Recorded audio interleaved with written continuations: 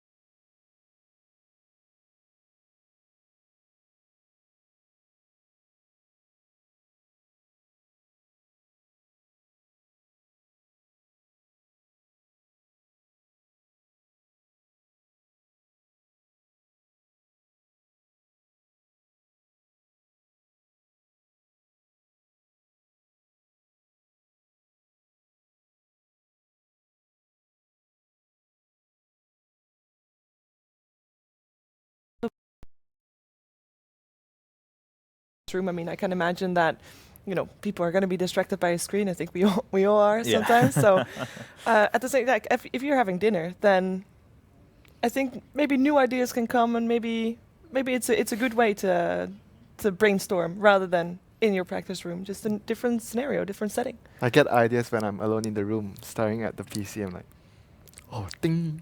yeah, like thinking about yeah.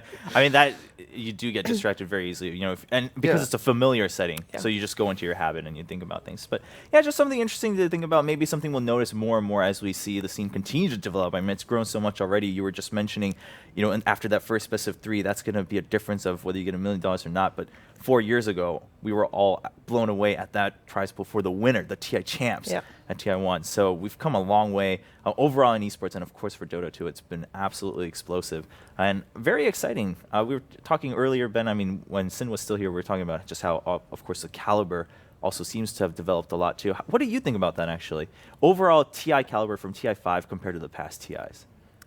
I mean, in TI3, it was what Alliance was the clear favorites, and TI4, I would say like DK and EG were pretty high up, and then we got surprised by the top two. And this year, I mean, there are clear favorites, but the skill level I think has been like squeezed a little bit in terms of the difference in between its first place and the 16th place team is getting closer and closer each year. Right. It makes it much more difficult to predict, and I think the format also allows for a lot of surprises, even though it is a rather long format with the round robin. Like teams have so many chances to prove themselves, and like even newbie. I mean, newbie is I think a great example of like, oh, we had no hopes for them, but they're doing very well. It looks like actually Empire ended up taking the victory, but I think they've drawn with every single did. team. And Yeah, at this point, and that's not a bad result to have we so were far. discussing about it before. If newbie were to draw 7 games. Yeah, there's still the possibility of them going in top 4 depending on how the other matches. At that point, you really are reliant on the other results. I do believe we have some highlights from the end of the game here for Empire versus Newbie in Game 2. So this is where Empire comes back. I mean, Ben, Newbie looked like they were trying to win. they had to put high ground, and we've talked about being able to push high ground against Ember Spirit, but Empire has Magnus, and they don't have like the Magnus, like AM Magnus PA, like we see with the very heavy high ground defense heroes. But I mean, just pushing versus that RP alone is just insanely difficult, and it looks like teams have been valuing that a lot just because of how weak some teams are at breaching that first racks. And overall, Magnus is one of those heroes that no matter how far behind you are, if you get a good RP, there's always a chance to come back, and that just gives a lot of confidence, I think, as well as a team. If you're playing, that you know that you always have a chance. So Yeah, I think the beginning of the end was just a 2-man RP on Ember Yes. +1, which is not that devastating. I would say that's a very acceptable outcome for an ultimate, but it's just that they have so much burst and so much follow-up. People die in that like 1 second skewer back to the base. So there we have it. Empire winning 1-1. against Newbie. Yeah, 1-1 result. So Newbie, I mean, I would say, especially for them, I feel like they would be pretty content considering that no one was really expecting them to do that well. It sounded like Newbie also wasn't really sure exactly how high they should place their goals coming in. They were just like, all right, we're here. Of course, we're going to do our best, but we're not going to come in saying, like, we're going to be the TI champs. We're just going to try to play out each game and see where we end up. At the same time, though, you can feel it. Like, they're like thirsting for each Yeah. 2-0 in each of these games. They're like, oh man, we can actually be in top 4. Yeah. It's very realistic. Yeah, very. Still also, right? Yeah, definitely still possible. And interesting that we talk about that. Our next match coming up, it is EG versus EHOME. And looking at the standings, EHOME also 0-3-0 record. So here, if EHOME upsets and takes EG 2-0, that's only going to kind of shift the balance. And Newbie also has less of a chance. EHOME suddenly boosts their chance by quite a bit by getting those 3 points.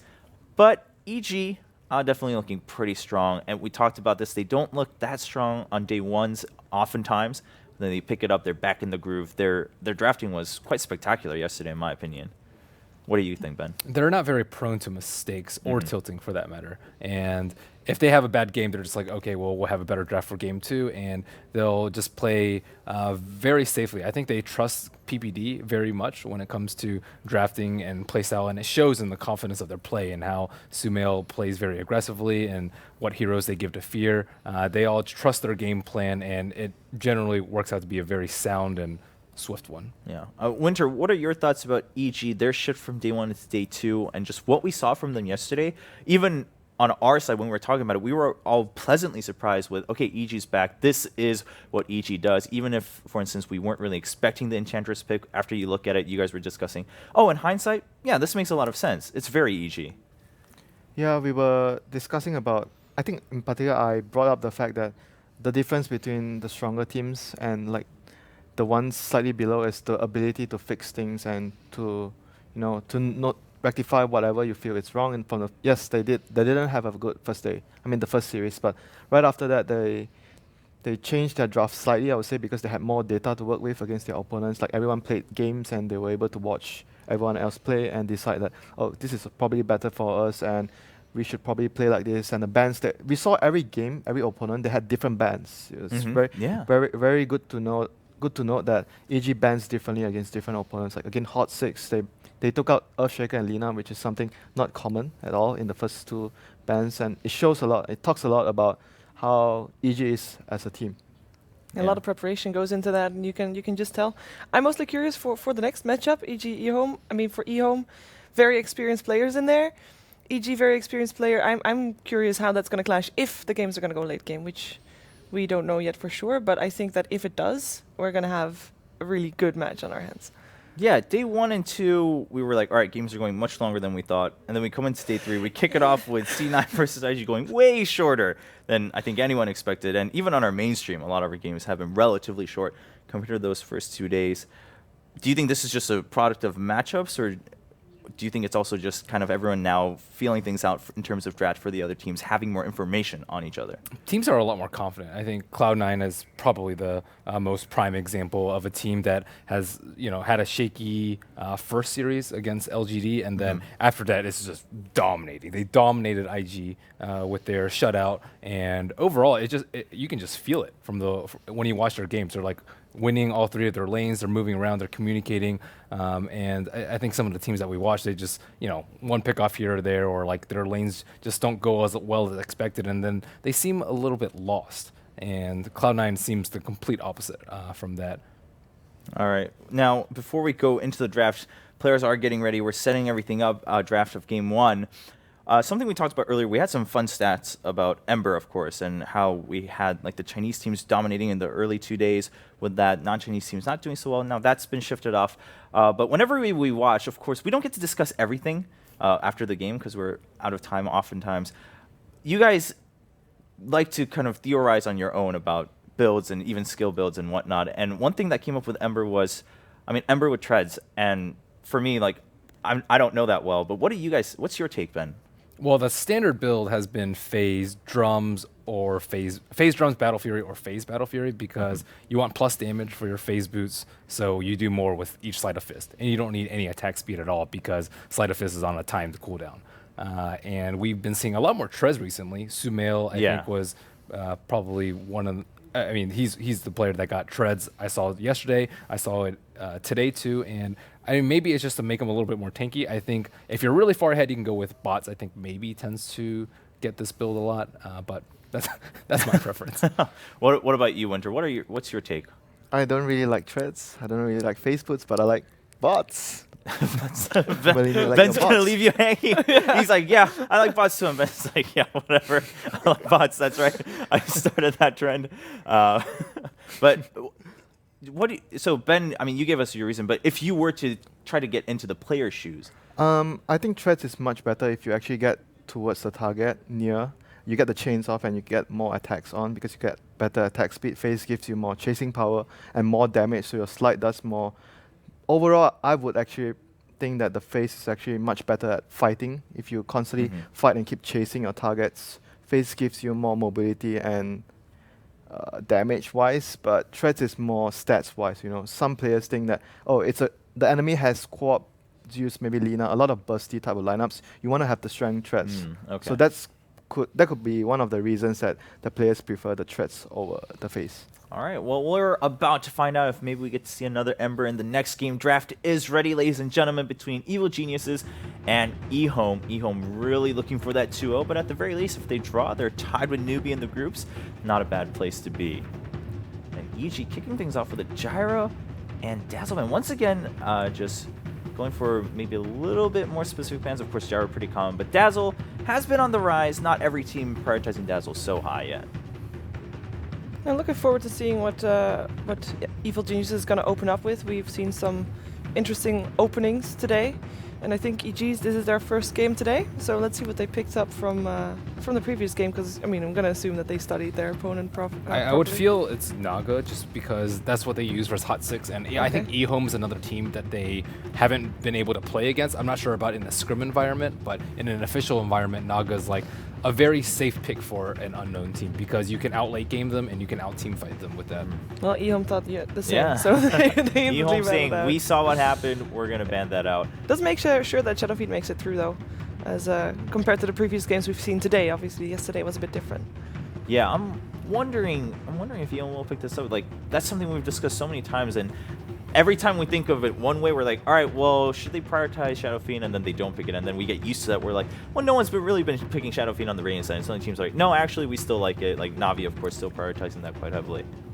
I mean, it really shows that every team has their own priorities, and there's not really like a particular reason that Shadowfiend must be picked on Right. Radiant at all times. Like, it depends on what you want and what trade-offs you get.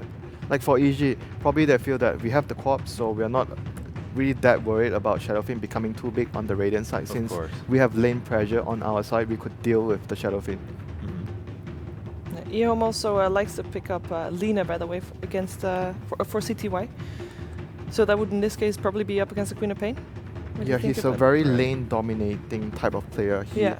His team likes to give him a matchup where the matchup does well for him, so he can actually snowball from there and do a lot for his team.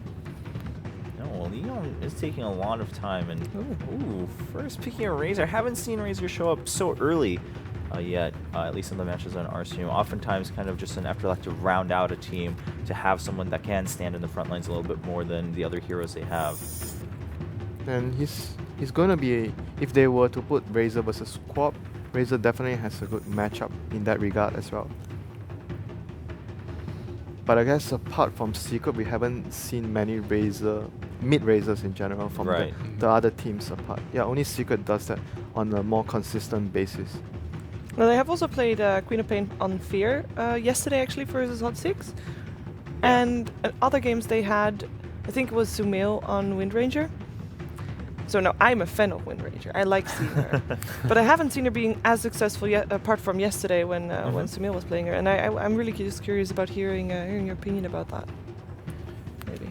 Wind Ranger it's a strange hero because Yeah. Shackle is like super. It's great if you can hit it. It's terrible if you can't. It's Unreliable. it's super. A lot of skills are unreliable. great if you get it. It's terrible if you can't. But Well, Ravage is right, also one right, of those. but obviously, yeah. But they usually, I think that game they had a Song and a Siren to Yeah, they somewhat did. shut up for the Shackle shot. But I think that hero is actually really, really good at scaling into the late game. And people used to go mech and 4-step, and I think that build is heavily outdated.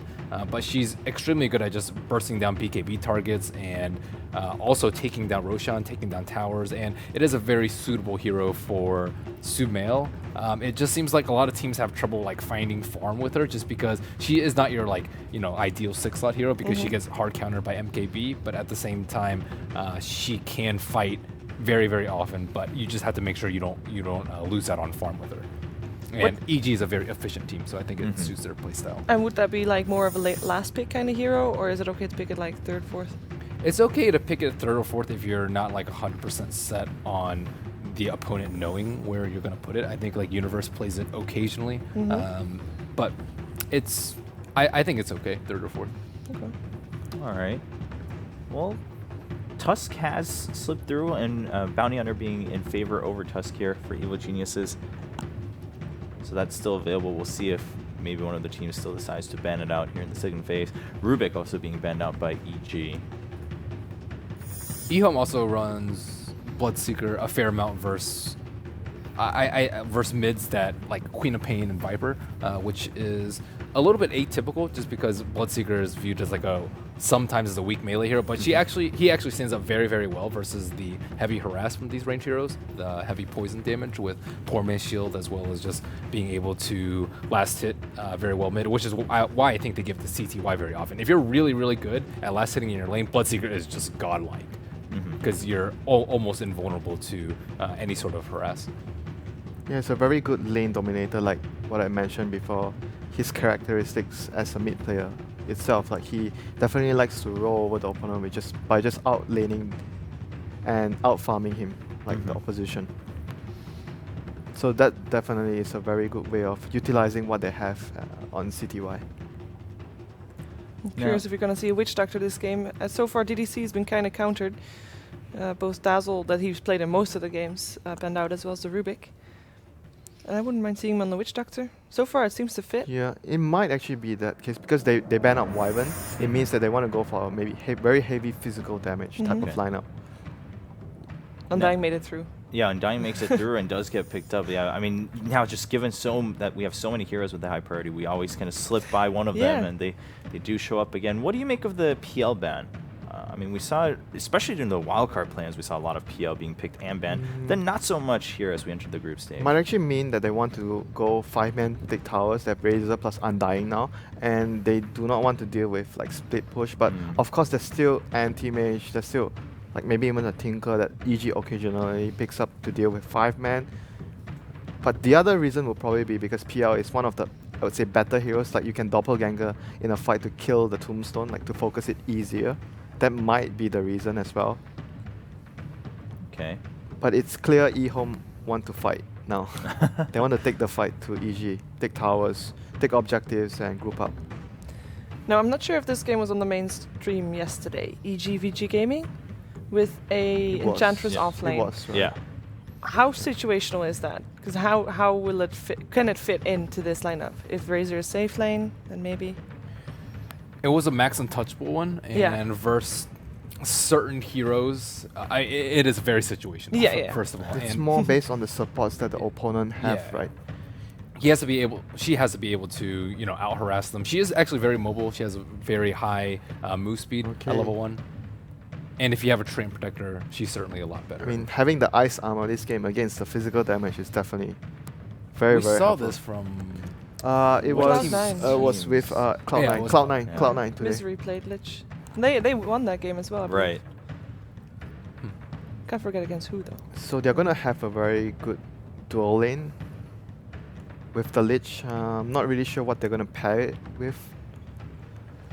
Well, talking about fighting, EHOME going with the Spirit Breaker and Storm Spirit. Yeah, it's the Also- classic bounty storm that EG likes to use like, a lot, and they're going back towards the Queen of Pain on Fear, I want to say. But at the same time, I'm thinking if they have Lich, they could possibly lane Lich plus Queen of Pain as your dual lane on the off lane. That lane will be able to pressure, I think, a lot as well if it's a Razor on a safe lane or a Bloodseeker on a safe lane. So that might be a route that EG would want to go for. There are options basically right now for them. And they put Storm top and still have something I mean, else Storm for mid, I guess. But then again, there's the Bounty Hunter earlier would actually might actually mean that the Lich can also go with the Bounty Hunter as a dual lane too. So there are definitely a lot of options that EG can like go for right now. EHOME, quite a few options as well. Undying Spirit Breaker This is off the lane. C-Deck favorite. Yeah, that's right. I mean, we talked about it so much on Sunday during the wildcard plans, and then it's been some time since we've seen that combo come out. But Unkillable. Or at least very difficult to kill. yes. Let's put it that way. Durable, very Yeah, durable. Very Yes. durable indeed. Disruptor's the last man from EG. Tusk does make it all the way through in EHOME. Just taking that out of the pool. Not taking chances right there. So, is EHOME lacking anything distinctly, given their plan? Fighting support with hopefully a disable, maybe. How about Shadow Shaman? Because I feel like they're also lacking some push. Yeah, something that fits the lineup, which in the sense that you want to push and take towers. Yeah. Yeah, I think EG's team fight is actually a little bit weak right now. Storm, not the best. Bounty Hunter is okay. Lich is only good if you have like a lot of wave clear. I think that EHOME can heavy commit to 5-man pushes, and EG might be in a little bit of trouble just because they don't have a good delay tactic or super reliable late game carry. I think if EHOME commits to like another team fight pusher sort of thing, they need something like Phoenix or I mean even the stable Clockwork I think is fine with them. Right on. I mean, if EHOME goes with the Shadow Shaman, we saw this similarly yesterday, right? That's going to spell some trouble if he has to just start splitting and then Storm shows up, Bounty shows up. It sounded like it might be some trouble, but they're going to go with Lion. Yeah, it's So- very directed towards the Storm. Like you want to have a disable that you can actually reliably use on the Storm all the time when he jumps around.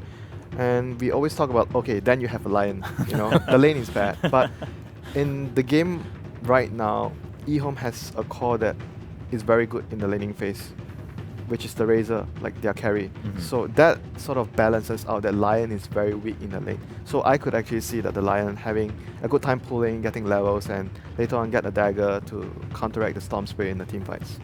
Okay. What about for EG then? You guys discussed it briefly. We do seem to be lacking in the department of really having a solid team fight overall. I'm surprised Clockwork is still in the pool because I think it'd be pretty good. And Universe's Clockwork is very strong. Yeah, but they are all durable targets except the True. lion. So you're hooking into a lot of, meat shields, I But guess. perhaps you can at least stop the Bloodseeker from running. That could be That's something. definitely an option. At the same time, they are kind of lacking on the disable part. If you want to Mhm. try to stop Bloodseeker from running and have something else to do that with. Well, mean, running it's been down a the while, clock. but- AG definitely, I mean, one of the times we have, Oh, there well, it is. Sand King, I mean, we've been They- mentioning Sand King time and time again whenever we see these kind of scenarios. Well, Sand King definitely available. Teams haven't really been bringing it out so much, but Ben, how do you feel about Sand King finally showing him? I think Sand King's actually really strong and underpicked. He has heavy AoE. There's a lot of melee heroes, and if you can catch Bloodseeker with Blood Rage on with an Epi, the fight is just over. And against a team that likes to, fight a lot and push towers, Sand King is probably one of the best picks there is. Draft as well. I feel like when you're dealing against an opponent that has very strong 5-man to push your towers, you have to have a very good team fight composition because they are gonna be knocking on your towers. You wanna have very good team fight so you can actually defend your towers by fending them off or wiping them. So at the moment they have Lich Ultimate plus Sand King Ultimate, which has a lot of synergy together. Sand King Ultimate will clear out all the crit wave, and that will set up for a very good Lich Ultimate to land. All right, well, EG does round it out just fine with that last hero pickup of Sand King. We'll see if they can make it work. It is EG versus EHOME. EHOME really hungry for that 2-0. We'll find out if they can make that come true. Especially good this game. And if you look at EHOME's lineup, actually, they don't have the best tower aggressors. Like, EG can just hold on forever by just baiting them into getting further and further, and then Universe, if he gets a Blink Dagger, there's just the potential for absolute chaos there. And so I really like EG's lineup. And I'm not just saying that because I think they'll win this game, but I think their lineup is really well balanced, and I expect Sumail to have a good game. Like, if Sumail has a good game here, then EG, they should be able to snowball off of this. Because look at EHOME's draft. Like, they have really greedy supports. Lion is a hero that has to get a Blink Dagger to succeed against a Stormsphere, and it looks like he's going to have to play a 5-position Lion to begin with. Want to welcome everybody in from the stream now, who's now tuning in to our commentary. I'm sure the beautiful panel that we have, the beautiful people there, gave some very professional analysis on the draft. Blitz and I had a much more fun time during our draft, but If you want it the does real end talk, up exactly what you were Yeah. talking about. What's the real talk, Blitz? if you want the real talk, just listen to our draft analysis. Yes, if you want the real talk, if you ever want to hear Blitz and I, just listen to us during the drafting phase when we're on the mainstream. Yeah, we do some clown stuff, but all right. So EG, okay, I think that you put PPD in the off, regardless of what happens. I guess Fear is better suited for top, just because he has Blink, right? And there's no reliable stun from EHOME, but he's still gonna struggle in this matchup. Like, Undying is just such an annoyingly powerful hero. Yeah, and it's just the danger of the Spirit Breaker. Like, even if you blink away, if he's charging you, like, he's going to be able to charge you underneath that tower. So you really got to be careful with the constant harassment of the Undying, and as he brings you lower and lower, Spirit Breaker just may make that full committal. And it's not like Tower is even that much of a savior, because Spirit Breaker has such high effective HP versus physical damage. Yeah, and Sumail actually, he's the type of player that's just going to get in CTY's face and spam out that spell right here, and he knows that CTY can't CS from this range, and look, he's just giving him the right-click nonstop. Like, I think he even drops a remnant there. Yeah, he almost overcommitted there. That was a really good play from Sumail, reading that opportunity, knowing, okay, he's going to come back. He really needs this last hit, but if he actually misses it, I can easily get the kill. Sumail is going to drop him once again. CTY is just being forced to burn through these tangos and is missing so much CS in the meantime. Yeah, this is why the matchup is so difficult. If the Storm just decides to play up on you at all times, it's really hard for the Bloodseeker to respond with anything. And you notice that Sumail doesn't even bother going for denies or anything like that. He's just trying to pressure him as much as possible. Like, he steps forward like that, even if he has no kill potential, just to zone him out. And enough about the intricacies of the Stormsphere matchup, because nobody cares about that. But the ward actually gets all right, this is just like a ward-eating frenzy at bottom. They just, like, traded sentries like crazy. That was really weird. AUI is still sticking around. This is the thing that we were talking about earlier, is that the Bounty Hunter being able to put pressure on the supports so easily, especially in dual lane scenarios. So now that they've killed all the counter vision, DDC is going to have a difficult time dealing with this. PPD is actually going to run into him, and will be able to get a lot of right-click damage, but of course with the Razor coming over, he just has to still play careful.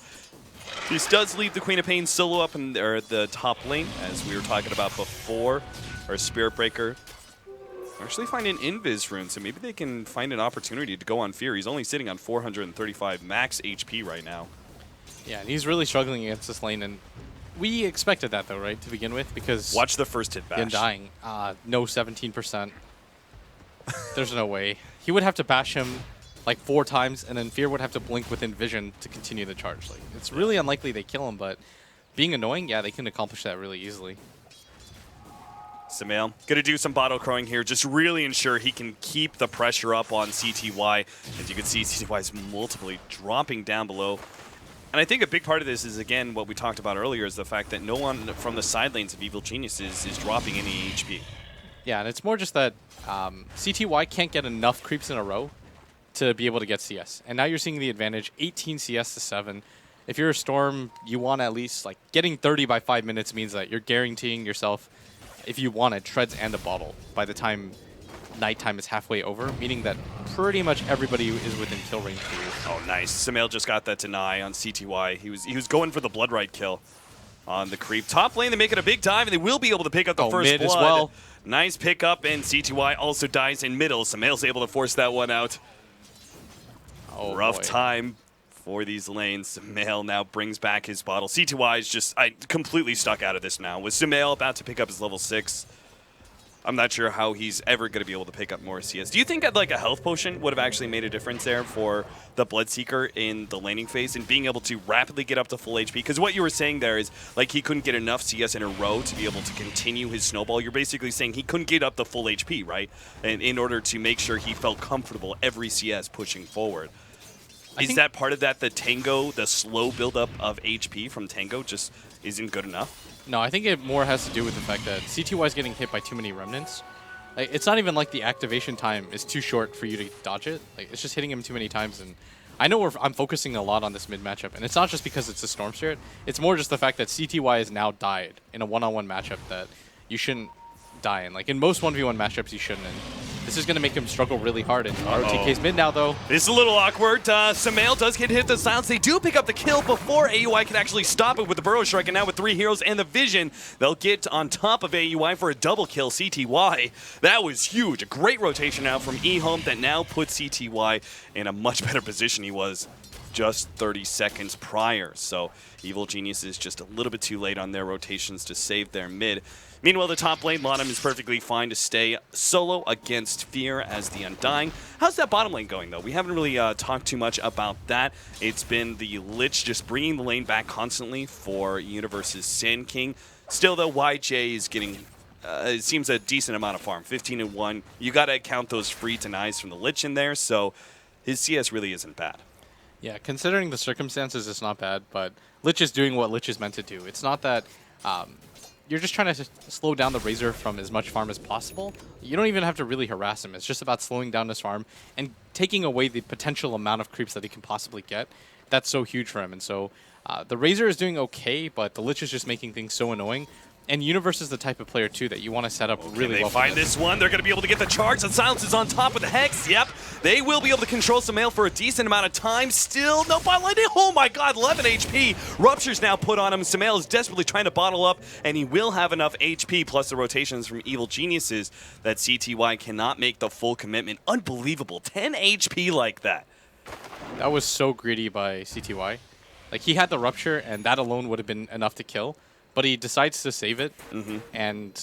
Oh, you're talking about with the pushback from the Spirit Breaker, right? Yeah, if he just casts the Rupture at the same time as the Blood Right, then they guarantee the kill, like almost no matter what. But by allowing Sumail to roll out like that, once he got a little bit of distance, there's no way that CTY can continue to chase past that tower, right? So I think that, especially if you're against a Storm Spirit, you just blow everything.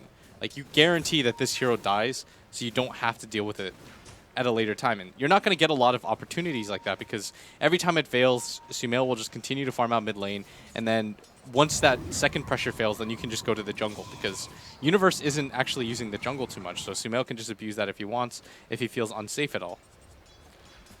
Yeah, this is a little bit curious. He went for the 3 levels in Sandstorm, so which is kind of a jungle build, but he's not actually utilizing the jungle.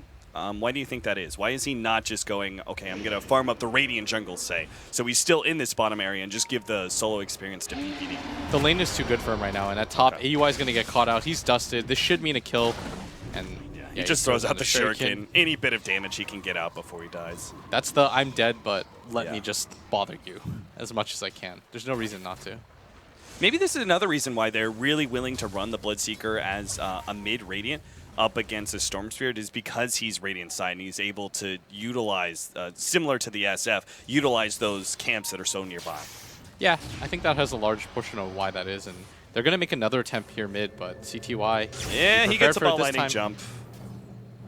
Snail got caught once and just barely lived. He's going to keep a keen eye out for that Spirit Breaker, especially during nighttime. EHOME's doing a really good job of pressuring him overall. I think if they hit that second kill, it would have been fantastic, but even without that, they're doing a good job of slowing down a hero that they don't have too many counters for, which is the right idea. Like, just pressure him as much as you can in the lane, slow down his farm so he can't get a really quick Bloodstone, and just extend the game time for yourself. In mid, he might actually die for this. Yep, they're going to catch him this time around. The silence guarantees they get the kill. If at first it doesn't succeed. Try again. Nice. What synergy we have. Yep. That was like the 5th time they went for it, and it's just like, we're just going to keep doing this. And Sumail's like, are you serious right now? Like, how do you justify doing this for the 5th time? But this is it actually comes works- back. This is a point that we were talking about very early on in some of our casts during the group stages, in even the wildcard matches. Razor and Viper, we're talking about Gyrocopter as well. Core heroes that are able to sit alone in their lane because they're either just tanky enough or they put enough offensive pressure on the offlane or whatever it is, right? They're willing to group 3 different heroes there in middle because why the hell not? RTK is going to be dropping low here as EG do make a big rotation out. And RTK will go down for the last couple right clicks, but at the same time, CTY comes in with a rupture. Sand King actually had to TP out because he was too low. Sumail still has a lot of mana though, and it's actually going to make the commitment for the Razor, but there goes the heal out from Blana, but the damage from Fear is still enough. Now Sumail is running out of mana, but he's still healthy enough to be able to battle up against CTY. Looks like Lanham will be able to get the kill on Sumail to start things off. The Tombstone is just too big. In fact, if anything, AUI is going to be caught as well as DDDC comes in from the side with a Hex. And that actually turns out to be a fight that I think EHOME won. It's really close. It was a 3-for-3. No, Evil Geniuses actually came out on top with golden experience.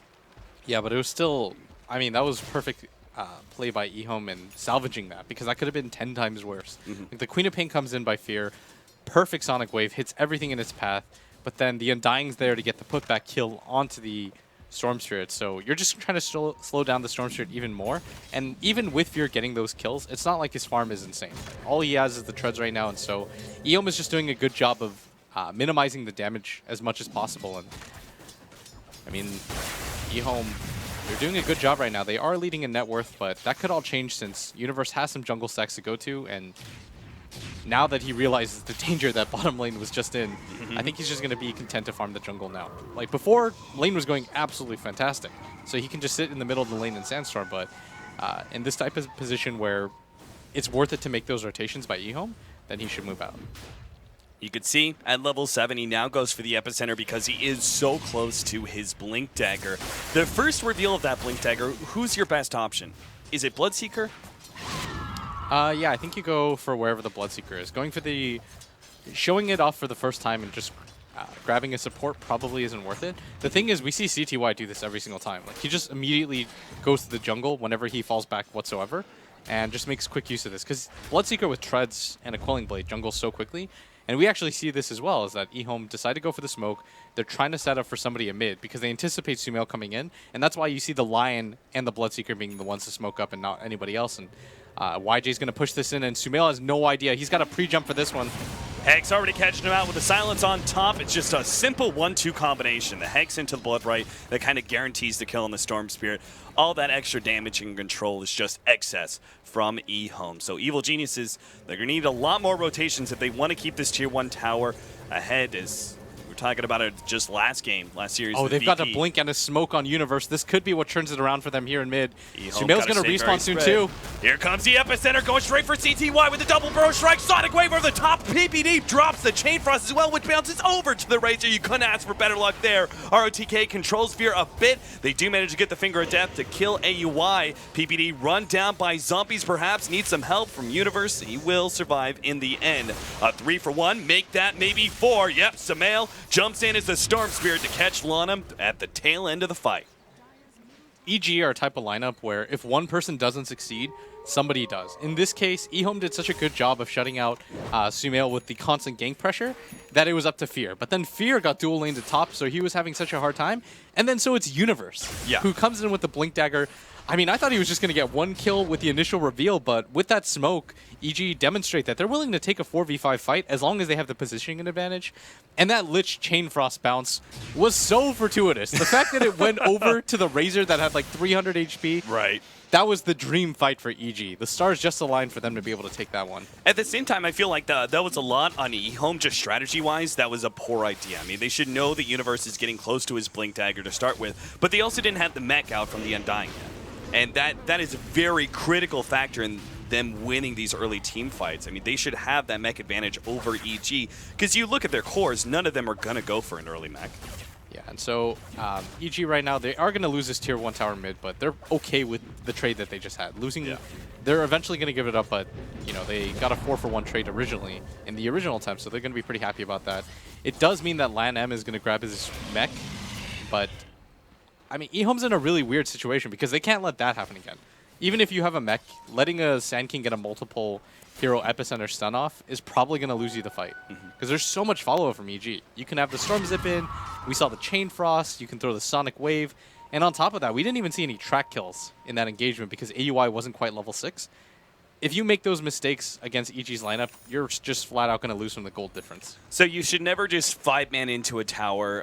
You got to smoke. You got to smoke, get a pick off, and then take a tower. Or maybe if you have preemptive vision set up, such as the top lane, like this would be a decent tower to go for only because they have that observer up. But it's only going to last for another 15 seconds, so hopefully the smoke is a little bit more fortuitous for EHOME. But we do have double invis, AUI as well as Sumail. Both invised up, they pop the dust, but AUI and Sumail just both back up in time. Now they're going to go for Universe, who blinks his way to the side. Burrow strikes up ROTK, and now Sumail will make the initiation. Fear waiting for more of EHOME to come into the cone area. Will bounce himself away. ROTK pops the ultimate onto Fear, but is still put in a bad position by a defensive blink. YJ's too low to fight this. Yeah, he gets a heal, but it's still not enough. The burst damage is there. Shuriken now bouncing around over to Lanham with the extra bit of damage from Fear. They get another kill. The Tombstone's all that's left for EHOME, except for CTY, who's desperate to be able to get this kill. Will be able to catch AUI. Sumail forced to TP out. The rest of Evil Geniuses will actually all retreat. CTY just gets one pick off, and between him and the Tombstone, and Evil Geniuses really just running out of steam, he will be able to kind of press offensively forward, but still a terrible fight for EHOME. Evil Geniuses once again win it. I'm really surprised that after the smoke broke and ROTK saw the position that they were in, that they continue to fight there. They didn't have a ward in this sector of the jungle, and so that was just a complete blind fight for them. That was just them hoping that the power of the Undying Tombstone was going to be enough for them to take that fight. But more importantly than that, you just need vision. If you're against a bounty hunter and you're taking a blind fight like that, you're simply just asking to lose. Yeah, bottom lane, Lanham's going to be caught by another jump from Sumail, and that's a bounty kill as well. Cannot forget about the bounty hunter being a huge factor in these fights. Now 3-man smoke, epicenter leading the way. ROTK going to be jumped on for a strike up. He's tanky as all hell, but he's going to go down anyway. Evil Geniuses just finding pickoff after pickoff, and Snowball is a rolling at 15 minutes. It's funny because just like even 8 minutes, 9-minute marker, things were looking really good for EHOME. Oh yeah, they were doing so well. After they were starting to pressure that tower down, they had gotten a lot of kills, and I mean, EG were struggling, but Sumail, all of a sudden, he's almost got the Bloodstone. But, I mean, I just want to highlight them as a unit so well. Sumail opening up that bottom lane, being able to get that kill with AUI. At the same time, EG make the simultaneous move on mid, giving EHOME had no time to respond. And at bottom again, DDC is going to go down. This is another track kill. And now they're well set up to be able to take this tier 1 tower as well, or maybe at least control it a bit. EHOME, they're already aggressively pushing forward with the Razor up at the top lane, who does seem to be going for an SNY build, starting out with the Yasha. We've talked about Razor builds before, you and I. We see a lot of mechs previously, but not so much anymore ever since the change up of the mech, and you already have a mech hero in Undying. Is SNY really the best option for a Razor, or Drun's Aghanims is another build? I think the SNY is okay, but he just doesn't have enough HP right now to live through the burst damage. Maybe it would have even been better for him to go for the mech. I think they anticipated Lanham having a better game and being able to get it a little bit sooner than he has in this game, because he had a really good early start, right? If we remember correctly, but I mean, ever since that early start, he was so close to it. I think I even mentioned when they took that tier 1 tower mid almost 5 minutes ago that he was only about 300, 400 gold away from it. And now he's still stuck in a similar position where he now just finishes it after that tower at top. And so this has been a lot more delayed than they would have liked. And at top, Universe is going to TP. Oh, this is such an awkward situation. Everybody from EHOME is set up. That's a TP in from Universe, correct? Yes. So they may actually... I don't know, how do they catch him? If he just immediately sandstorms, they don't have any vision. And even if they did, if they ran forward and dusted, he would just immediately blink or burst strike away. Yeah, I guess he should be fine. Yeah. As soon as he sees one hero there, things should be okay for him, but it's more just an unfortunate timing where I think he sees YJ right now and he knows that he's being backed up as a result of this, and you get to kind of just make your decisions based on the information that you can see. Do you think YJ should have gone for, if he's going SNY for this change first, like you see gyrocopters often go for, when they go SNY solely just to beef themselves up earlier? I think it would have been a decent play. Like I know right now he went for the Yasha first, but I don't think it's damage that he really lacks, because CTY provides plenty of damage. I think it's just the HP, the raw health that he needs is a lot more important, because EG, their lineup does run out of steam after the initial burst, but it's that initial burst that's so strong right now that they're struggling to deal with. Yeah. And that's why you saw like Evil Geniuses make very clean escapes once they realized all their damage was out. Like in the last situation where they killed 4 heroes, right? Like most of the time when you've killed 4 heroes and haven't dropped a single one, you're able to stick around. But CTY was able to take that bounty hunter.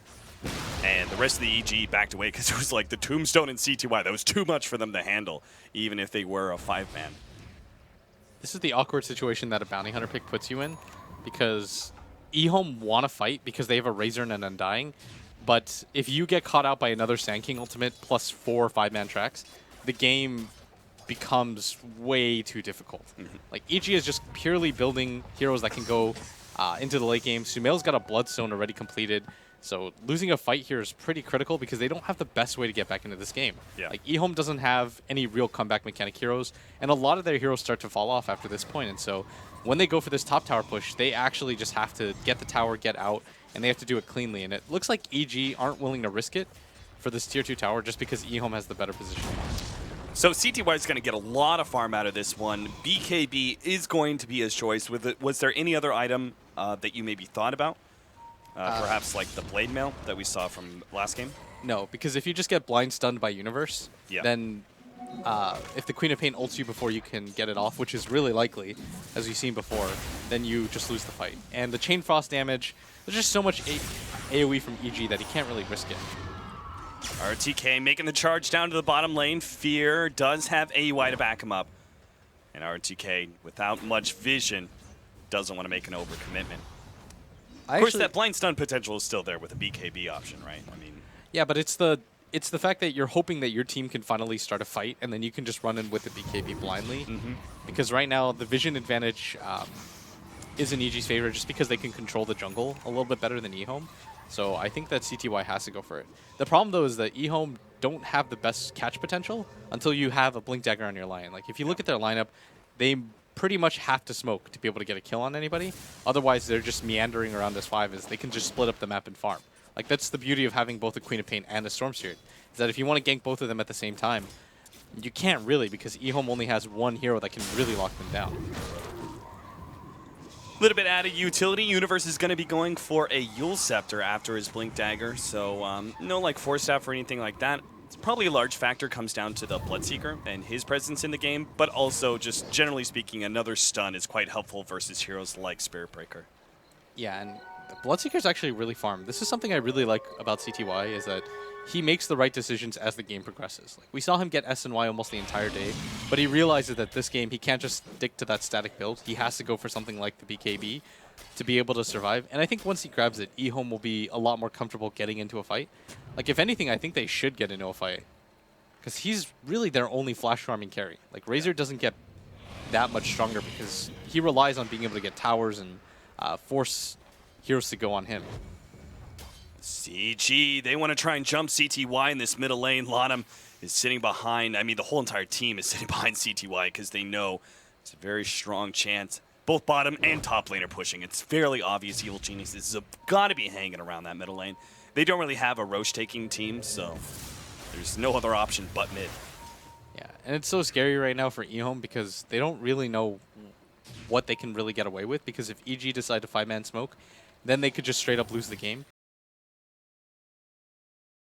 Good job. Like, no one's being picked off anymore.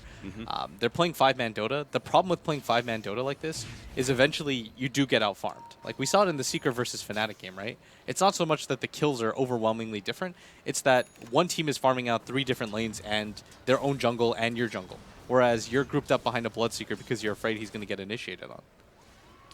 Fear casually just dropping the ultimate because he does have quite the early Aghanim Scepter. DDC is going to try and farm up. Do you go Glimmer Cape first in this situation, or do you still try and go for the Blink Dagger? I think you still go for the Blink. I think the bigger thing right now is they have to just smoke up and look for a fight. I've been saying it all tournament. If you're not waiting for another item, you know, you should just look for the fight because you're going to get out farmed. So if you're EHOME right now, you've got the BKB. That was probably the biggest item that you could have completed, right, on your heroes? Right. YJ's about to get his SNY. He's actually I think got he's it if he going wants BKB it. now. Okay, he should switch, I think. Yeah. But So maybe that's what they decided to wait on. yeah, but as that stands, they have to look for the fight after the BKB because they're just losing too much ground right now. Yeah, you can already see it beginning to steadily decline. Net worth and experience are dropping lower and lower in just a very even pace because Evil Geniuses have just spread themselves around the map, farming efficiently. Yeah, I'm not Storm Spirit biased, EG biased at all this game. I think EHOME played a really good early game, but this is just what happens when a team takes map control. Oh, CTY might get initiated on once they see him. CTY. Universe is going to lead the jump. Samael follows it up. They burst him down so quickly. This is a problem with Bloodseeker. Just so squishy, especially when he's sitting with that Blood Rage now. RTK is going to be jumped on. He's got the bounty to give the extra movement speed for Evil Geniuses to catch up, but it's still a Spirit Breaker. He's super tanky. Universe starts moving his way forward. He's going to make that jump. Sure enough, they're going to try and pop. RTK, DDC faking it out. Will be able to go for the Hex. Great Sonic Wave there, but CTY is back, and he's going to try and take out Samael first. They managed to lock him down, but a Bloodstone Suicide just at the tail end of that death. YJ runs forward. Fear now trying to go for him. Universe from the He's gonna back. come in from the side. Universe. Oh, he gets stunned. Oh no, he got bashed up at the tail end of that one. No epicenter. The damage is almost there, but a sandstorm is still not enough. They stun him up. Finger of Death goes in as well. AUI hoping to be able to get in shuriken range, but that's not going to happen. CTY wants some more, but Evil Geniuses are healthy enough. He won't be able to pursue. That was such a potential turnaround there with Universe channeling that epicenter. If Spirit Breaker did not manage to charge essentially through him because Fear defensively blinked backwards. I mean, that was just happy fortune for EHOME, essentially. Yeah, that fight could have been a lot worse. Like, Universe waited in this area this entire time because he knew they forgot about him, and all it took was that Spirit Breaker running through to be able to get that. Samael, calm down there. Good fight, though, by EHOME. Like, they stabilize, for sure. Like, a lot of it, things fell their way, like, pretty perfectly that the Spirit Breaker manages to catch him, but still, Yeah. you're not going to complain. A wand fight is a wand fight, and so 2 for 1 in a situation like this, definitely worth it. And you're completely right. YJ's going for the BKB, and I think at that point, EHOME say, enough is enough. We're not going to get picked off. We're not going to let you dictate the pace of the game. We're going to start to get on the aggressive, and that's the item that they choose to wait for. Once again, though, the initiation factor is still there for Evil Geniuses. Do you still base all of your pushes around the smokes? Yes, you have to, because if you just blind go up as 5, you're going to get Sand King ulted on. EG have all the time in the world to prep. You have to catch them from blind. It's not even that Sumail's that tanky. He's got a Bloodstone. He's going to go for the Orchid, nothing like a BKB or a Lincoln. So killing him, you have the potential to do it. You just need to be tanky enough to live throughout the fights. It's going to be another BKB probably coming from ROTK, but he's going to need a lot more time to farm, especially since it's a Spirit Breaker. He's not known to be a particularly flashy farmer. EHOME is still in a pretty comfortable position despite what we were talking about earlier because they know that EG can't really do the Roshan too early until they get probably a little bit more of an advantage. Right. They don't have the best right clickers, and so EHOME knows that if EG go for the Roshan, it's kind of unlikely. Maybe after a wand fight or something like that, but risking it before that point isn't worth it. So it's easy for them to kind of hold pace because EG aren't taking any more objectives. You're getting out farmed, but it's not monstrous. It's just an overtime kind of thing. And so if the Razor picks up his BKB at a reasonable timing, which he's going to be really happy. And I mean, we haven't even mentioned how big of a monster CTY is when it comes to farm. Like, despite Sumail being able to farm out the entire map, he's keeping it close. Yeah, it looks like he's going back for an SNY, which he's seen multiple times, unless he wants to go for the Manta versus the Orchid. Just out of the factor, like, he can then hold on to his BKB for better scenarios. I think there's too much AoE from Evil Geniuses for him to be able to do that. Okay. Like, they've got That's a good point, yeah. If you channel the Epicenter and hit, the Manta illusions almost die instantly. So I don't... So SNY, just more stats build. Yeah, exactly. You just want to be able to tank the initial wave, is what it is. If you can't afford to just go for the straight Scotty, if you get initiated on... Oh, don't tell what's me. the point of having a BKB? Don't tell me they're going to go for a smoke. This is a ward placed by Evil Geniuses not so long ago. AUI, I believe, was the one who planted it. And they're sitting in this area like they've got a counter ward. They're feeling like, okay, yeah, we're good to be able to smoke up in this area, but... There's the BKB on the Razor. Yeah. They're going to feel pretty confident now, but at top, this is an overcommitment, I think. Forward Fear. They have Universe sitting on the side. He does have his ultimate. He's actually trying to make an interception here. Fear is silenced up. He's going to go for the TP up, but there's the 17%. Fear falls. Orchid now complete on Sumail, but they've lost their other intelligence core. Yeah, I actually thought more... Oh, CTY just pops the BKB. And what was that play from AUI? He actually showed himself popping out near the Tier 1 tower. Yeah. I thought EG was going to be prepared for that, but good play by EHOME. Like, they read the situation perfectly. They knew that it was very unlikely that Sumail could get there and get into that fight to begin with. And CTY unfortunately popped his BKB, and that's now down to 8 seconds.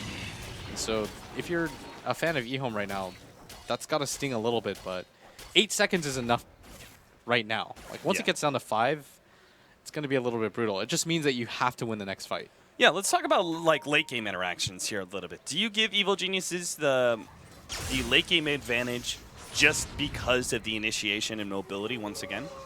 I think I've talked about it before, and Storm's got a lot of counters, but Bloodseeker's not one of them. Like, Bloodseeker can't keep up with the Storm Sphere while it kills your entire team. EHOME just don't have enough heroes that can catch the mobility of Evil Geniuses. You've got 3 heroes that can almost instantly get out in Universe, Sumail, and Fear, and so once that happens, EHOME is going to have to rely on ROTK just going insane. Like, he's got to bash pretty much every single hit to be able to catch everybody from EG. I've played plenty of Storm versus Bloodseeker games, and especially in this meta, and Bloodseeker just can't keep up. Right. And that BKB, which you said is such a big factor, like 8 seconds is good for now, but later on 5 seconds, like what happens if they just kite him around for 5 seconds and then turn on him? Yeah, exactly. So EG, they've got a DD on their Storm Spirit, so they might feel comfortable. They don't know he's coming, actually. Yeah, he's got the Glimmer Cape. If he can get the double stun, but Sumail's already jumped out with the double man Burrow Strike with the Sonic Wave over the top. There goes one, already down and out. The Undying is dead, and so too does Fall the Lion. YJ tries to steal some of the damage, but he's going to run out of his BKB soon. 17% onto Sumail. The ultimate being popped as well. YJ dropping lower and lower, but they need a couple more right clicks. No! Now the Epicenter comes onto ROTK. They're going to be able to finish him off as well. CTY is desperate to get some cleanup here. They've already bought back on the Undying, but Evil Geniuses are just kiting around CTY forever. EG now going to jump forward once again with the Burrow Strike on Alanim, throws out the Tombstone, tries to heal himself as much as possible, but with 3 heroes surrounding him, he'll just eventually be right-clicked down, and CTY is forced back to his base. He simply can't help out his allies. That was maybe a little bit too optimistic to send your heroes in like that. I think if the Lion actually lived in the beginning of that fight, they could have popped Sumail a lot sooner and maybe even win that fight or at least get away with a better trade than they did, but they gave up so many track kills. Sumail even managed to get the deny off, and EG don't even lose anything really for that fight. And this is going to mean an Aegis for them at the same time. You've blown the buyback on the Undying. CTY didn't really get away with anything, so it's not like he's going to be able to snowball as a result of that fight. Sumail's about to pick up an Aegis, and Storm might just be the best Aegis carrier in Dota. Oh, yeah. I mean, I think there's very little question about who can really beat out a Storm Spirit. He's just so versatile with the Aegis. Jumping in, committing to a kill on a support, and not really caring what happens after that. Yeah, but EHOME conceivably could have won that fight. Yeah. That's what I still like to see. If Lion had just like run, I think like you saw the Lion actually ran backwards. Yeah, For a if he had second just while he's YOLO'd in. If he just YOLO'd on in, he could have gotten the 2-man stun to sit up the whole entire thing. Yeah, that would have. I think that might have actually turned the fight for them and made it so they could have won that. Oh, CTY actually does opt to go for the Manta style, by the way, which I don't know if. Yeah, I was kind of with you on your analysis of that one. I mean, the feels like there's just too much AoE from EG between the Epicenter and the Sonic Wave. Yeah, I would have preferred for him to just go for the stats. If you pop Manta at full HP, it's probably not bad. But if you're Orchided and you take a lot of damage and then you pop Manta and your illusions come out with 300-400 HP, it probably doesn't make that much of a difference for EG to be able to select which one is you. EHOME is just continuing to farm out. They don't want to get into a fight with the Aegis. I think the better thing to do right now is EG is going to go for the smoke most likely to push their advantage, but EHOME is just waiting for the Aegis to fade out, and then with a minute left they want to try to get aggressive, but EG is just not going to allow that to happen. The 4-man smoke up. EG waiting for that perfect initiation. CTY's in the background too. That would be the perfect hero to go. Universe is smoked his pop. Blinks forward to the side there. Doesn't quite find anybody. EG. Okay, they've seen the first one. ROTK. That's not really the hero they wanted to go for first. Good Sonic Wave. Samael actually jumps for DDZ in the back, but now he gets hexed up. He actually is going to be caught here, but that's just the Aegis. And BKBs are going to be running out soon. That's why YJ runs forward with the Plasma Field. Starts trying to intercept Universe Samael. while the rest of the team focuses on going on Samael, but he's actually been saved by the Glimmer Cave. Here comes that Epicenter. ZTY's going to be the target. Easily bursted down. The rest of the team going for Fear, though. Samael jumps over, finishes off Lanham. Fear managed to make the blink away on top of that one. Samael right in the middle of all these heroes, but he's got enough mana to be able to make a long jump out. Now Universe comes back into play. ROTK and starts going for him on the left-hand side. ROTK starts going for Samael, but can't quite get him. Now intercepted by the Shuriken, and it looks like everyone else from Evil Genius has actually managed to get out. They lose 2, and all EG dropped was that Aegis. If they had vision in that fight for Sumail when he got Glimmer Cape by PPD, they would have won that fight. Yep. They would have killed Sumail right there, and they could have continued to go for the chase. And Oh, wow. Sumail's going to get a free kill. Yeah. He might actually go down, though. He's only got a little bit more mana left. Last bit of ball lightning jump, but he gets caught off the tail end of the impale. So that one exchange, the very hand exchange from him for ROTK is not worth it. But the big picture-wise, Evil Geniuses definitely won that fight. Oh, man. I feel so bad for EHOME because that's 2 fights in a row that just, if things broke their way a little bit better, they could have won. Yeah, if they just had counter vision, I mean, that was such a good plan. Like YJ basically utilizing the last couple of seconds of BKB and his natural tankiness runs towards the rest of the team, especially Universe, right? Like he's trying to address Universe, trying to make sure that that guy does not get off a good epicenter, and the rest of his team just centers on the Storm Spirit. That was such a smart plan. In the middle of such a hectic team fight like that, they immediately made the right call. It's just the prep wasn't there. They didn't have the counter vision. If you look at EG's lineup, they don't actually have physical damage. Like the Storm Spirit is probably their best physical damage dealer. Fear's gone for the Aghanim Scepter into the Lincolns, a pretty defensive build that heavily centers around his ultimate. Sumail's going to go for the Shivas, no Hex or anything like that. He does have the Orchid, I guess, but he's the main physical damage dealer. So if they're able to pop Sumail in that fight, get him out of the way, slow him down, and then chase the rest of EG, they conceivably could have won that fight, and in a pretty dominating fashion too. Because the Razor's incredibly tanky. Yeah. And same with the Bloodseeker. He's got 2k HP with 15 armor. So they probably could have won that fight if you rerun that fight with just 1 sentry. Yeah. Because they locked down Sumail, he was silenced, but then the Invis comes in, he waits out the silence, turns everything around for them. But To make a point clear, the physical damage, the reason you're pointing out the lack of physical damage on EG is the fact that the physical damage is usually sustained, right? Like the rest of magic damage that Evil Geniuses have, essentially you throw it out and you're kind of done. So if they manage to take out the sustained damage of the Storm Spirit, Evil Geniuses just eventually would have run out of steam in that fight, wouldn't have been able to kill as many heroes, and EHOME just would have steamrolled them from there. yeah, but you can't really mess up fights against a bounty hunter because things do just get more dire. The difference in net worth is now approaching 12k. The difference in XP is probably the more troubling statistic, as it's up to 15k right now. But again, EHOME, the chance is still there. The way that you should look at it is not the fact that they're down 12k, it's more that they haven't had a perfect fight, and they're still coming close. When it comes to the point where they have a perfect fight and they get stomped, then yes, that's enough for you to call it. But this is why comebacks exist, because EHOME can still get a better fight off than they have so far. Like, they can get better bashes on ROTK. they could kill Sumail in the beginning with a little bit more coordination. So I think that the hope is still there if you're an EHOME fan. Aghanims is the next choice for our Razor, making him even tankier. I mean, overall, I think I really like this build from the Razor.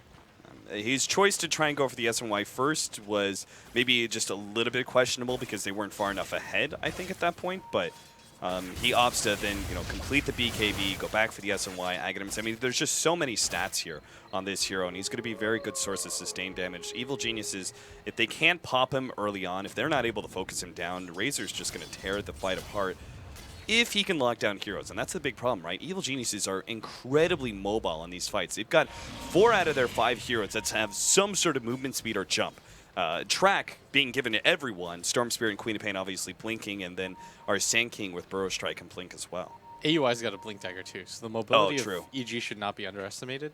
The key factor here is that if Sumail can get on top of the Lion, he would get rid of his biggest opponent off the bat. Like, a lot of what EHOME's fortunes lie in are how well DDC can position himself. Because right now, he's been doing such a good job of not getting picked off, but this could all change here as EG are set up for this.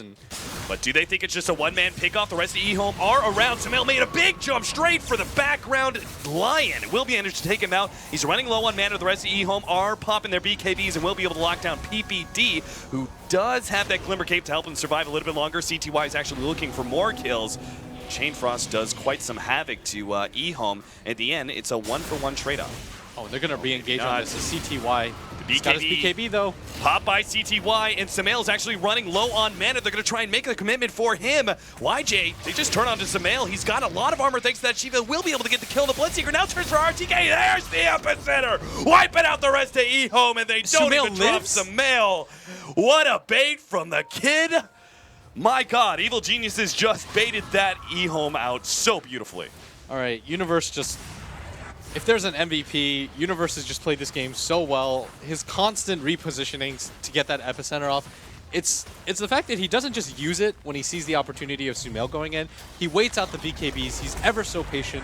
Sumail trusts his team, zips in, takes all the focus on him, and EHOME, they smell blood. They're like, this is the fight we're going to win. We're finally going to kill Sumail. He's got no mana, but the thing is, I mean, he had Shivas, and even if he did die, there was still EG cleaning the fight up perfectly.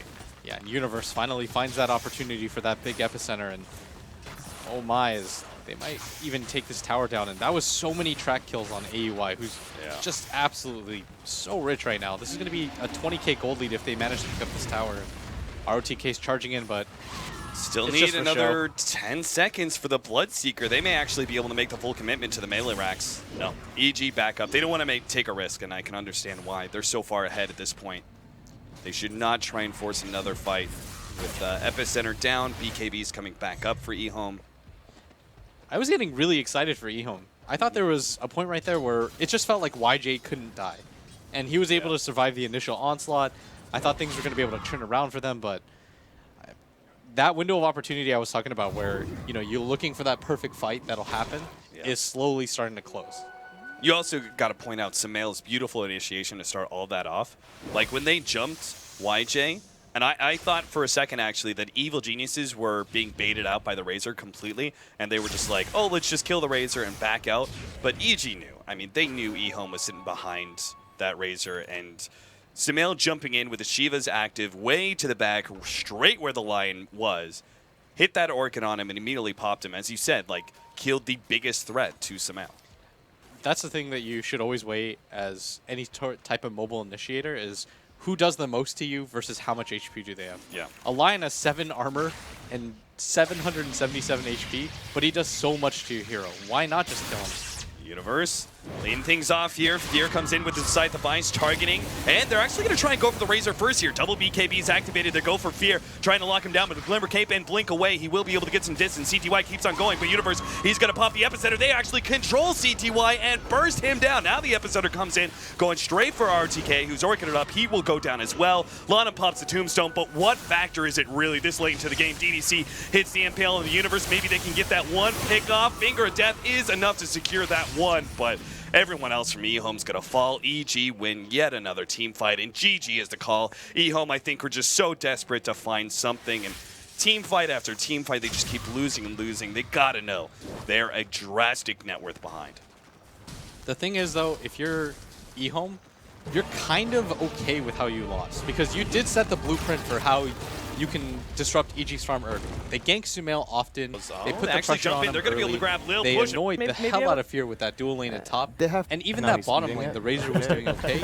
It was just But about we that see, one Storm fight ban mid out. where We're everything looking at started to carry snowball. And then from there, even the subsequent fights were still We've sort brought of this up a close. couple times. Yeah, I mean, we can. I'm counting on my But hands just when at you ban least Silencer, 5 it's like mistakes that were made you wanna pick from something that EHOME that Silencer are directly very counters easily most corrected. of the time. The kill on Phoenix. Sumail in the beginning, Well, that's why where we they see, didn't Storm miss the ban rupture. out. The Yeah, pick off Storm there response at is the really bottom weak lane where in Sumail got Silencer, away and from the to a invis, certain extent, I them feel, going into the epicenter. I mean, this can be Huska is fixed also- by EHOME, and hopefully they'll be able to figure that out for game number 2. But we now pass it off to the panel to talk about that game. Actually jump in. That's the approach they take. Give everybody from the Thank you very much, Cap. Really happy to Self hear that he knows how to count on his hands. It's a very important skill. But This as build Blitz is was also saying, perhaps Blitz was, what did he say? He said, if you're EHOME, you're okay with how you lost. Do you agree with that statement? I do not agree. I think they had a pretty good lineup. They had a decent start. It all went wrong with that mid push, and they even had the right idea. If you saw the way that they pushed the mid T1 tower, they were all like relatively spread out. It was right around the time that Sand Kings get their blink dagger. Like a free farming Sand King generally like maybe a little before 8, so anywhere in between like 9 to 13 I think is pretty reasonable. It was like I think a little after 11. And the way they approached it, they had a ward on the high ground to spot like into the T2 because that's a very common Sand King hiding spot, and then the tombstone was placed. I think they spotted out the Sand King like right as he was catching Yeah. Everton Center. That was like the game defining moment. And then like after they broke even that fight, but they with their lineup they should have probably like they wanted 2-0 them, pressure the T2, and then you know Right. kind of control the map from there. And that just halted all of their momentum, and they were just fighting an uphill battle from that point forward. Yeah, from that point forward as well, they actually stopped trying to fight, which because they knew they weren't going to win any fights if they were actually trying to find them. And then EG could just do whatever they want. They found some pickups themselves, and even though like Sumail was shut down early on in the game, they just tried to like EG was able to play their own game, and therefore EG was able to in the end just get so far ahead. Compared Yeah, I to mean, EHOME. on that end, I mean, it does sound like really just trying to give credit to EG, of course, did play very well.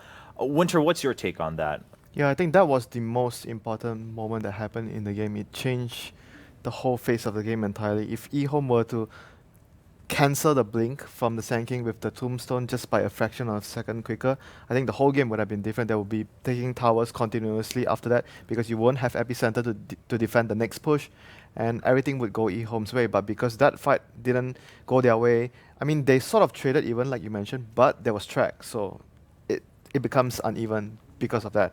And their lineup is supposed to, control the map. At that point, they are strongest. That's their timing window. They have to be able to take towers. They have to be able to take fights. And yet, then again, they did a very good job of knowing that they might have, like EG might have a blink on the Sand King. They were doing everything right about scouting. It was just them being really unlucky with the timing of epicenter still going off, even though they placed the tombstone. It didn't look like a close game from the net worth chart, but it was really close game. I would Right. say. It was just that one key moment. Yeah, And that was just the defining. Like you look at the replay, and that was the defining moment that changed the whole game. That could have been like all over if they wasted the epicenter. They lose the Sand King, and you lose another tower after that. The whole game would have been just different. Right. As you mentioned, that was that kind of prime timing moment for EHOME. Now, it sounds like we do have a highlight coming up from Game 1 for EHOME versus EG. And as we wait for that to come up, now, something we've discussed earlier is that if you're a weaker team, generally sometimes we've seen them like lose to a hero pick and say, all right, we just don't want to deal with that and ban that out right away. Do you think Sand King made a big enough impact that we might see EHOME ban it? In the second phase, I would say yes, because he did make a very big impact, and the fighting ability of EG that they got with just that one hero was quite insane, and they put it to work really brilliantly. I think there are heroes that can substitute it. It's just you have to be aware of EHOME's strategy before that happens.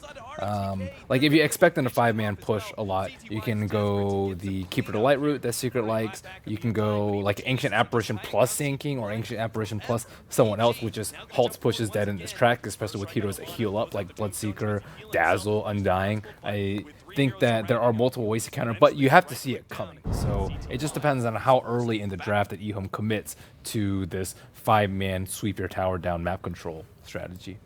Okay, what about you, Winter? I think it's mostly back again what I mentioned in the draft. They are using team fight composition against what EHOME had, which is pushing. They want to group out and push, so that's generally a very good way of dealing with it.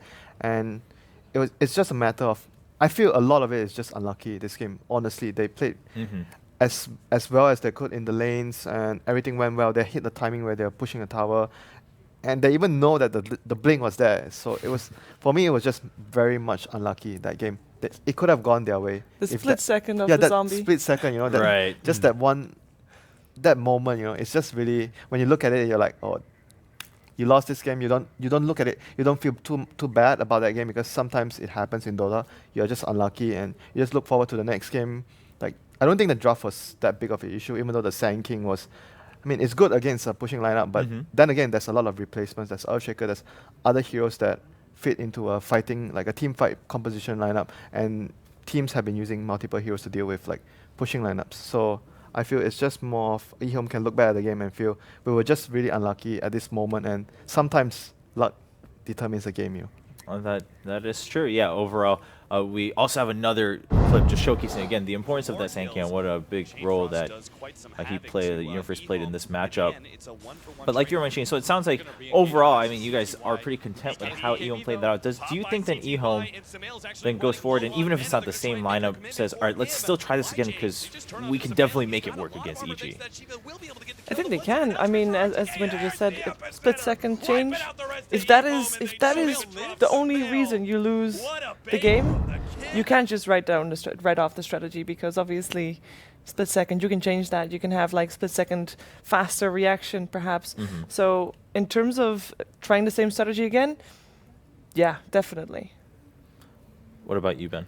I mean, that's just one of those strategies that you can make very few mistakes. I wouldn't really call that a mistake, because they did prepare for it. It's just, it's not a very well-rounded strategy. You're heavily committed to the early game. You try to take over the map from there, and if it doesn't work, you have very little to fall back on with the Undying. I feel like EG is also very good about playing around the Tombstone. Like the last clip that we just showed, the fight was like, you know, one screen away from the Tombstone, and they're also very good about playing around Sumail, the Sand King, you know, taking out those heroes that really were lured by the low HP Sumail. So usually it's PPD there to save them, but this time it was Universe. Yeah, and as we're seeing, I mean, both teams, they do seem to be still communicating quite well. Even EHOME, even if they're still sitting in their chairs a little bit beat, but still, you know, not completely beaten down. Like, man, I can't believe we lost it that way. But they do seem to be reviewing and discussing what they can fix for Game 2. Hopefully, we do seem to stand up a little bit. Overall, are you impressed with EHOME? So far, they have tied all of their matches, and they tried to put up a really good fight against EG in Game 1. Could maybe take Game 2. I've only watched a couple of their games. I think we watched the Empire versus EHOME game, and I was actually pretty disappointed in them in that particular game, just because they had a very similar lineup, except they didn't really like capitalize on it. They seemed very hesitant when they had the stronger team fight in the stronger earlier game to actually force the issue. I feel like in this game it was a much better showing. I definitely think they can take a game off EG. What about you, Winter? Yeah, I think they definitely played much better today, and they definitely have what it takes to at least take one game away from EG if they actually strike the draft right and execution-wise right as well. I mean, I agree with Ben. The last game, the draft, even though it was alright, but they had very little room for error because it's a very one-dimensional type of draft. They had to do well in the timing window that the draft is good, which is the early to mid-game. And if they lose one fight towards the epicenter, then the whole game just crashes down from there. And they have to go back to farming, which is bad because they are splitting up, and it opens up the gank from the Storm and the Bounty Hunter. Whoever is alone just dies, you know, to that.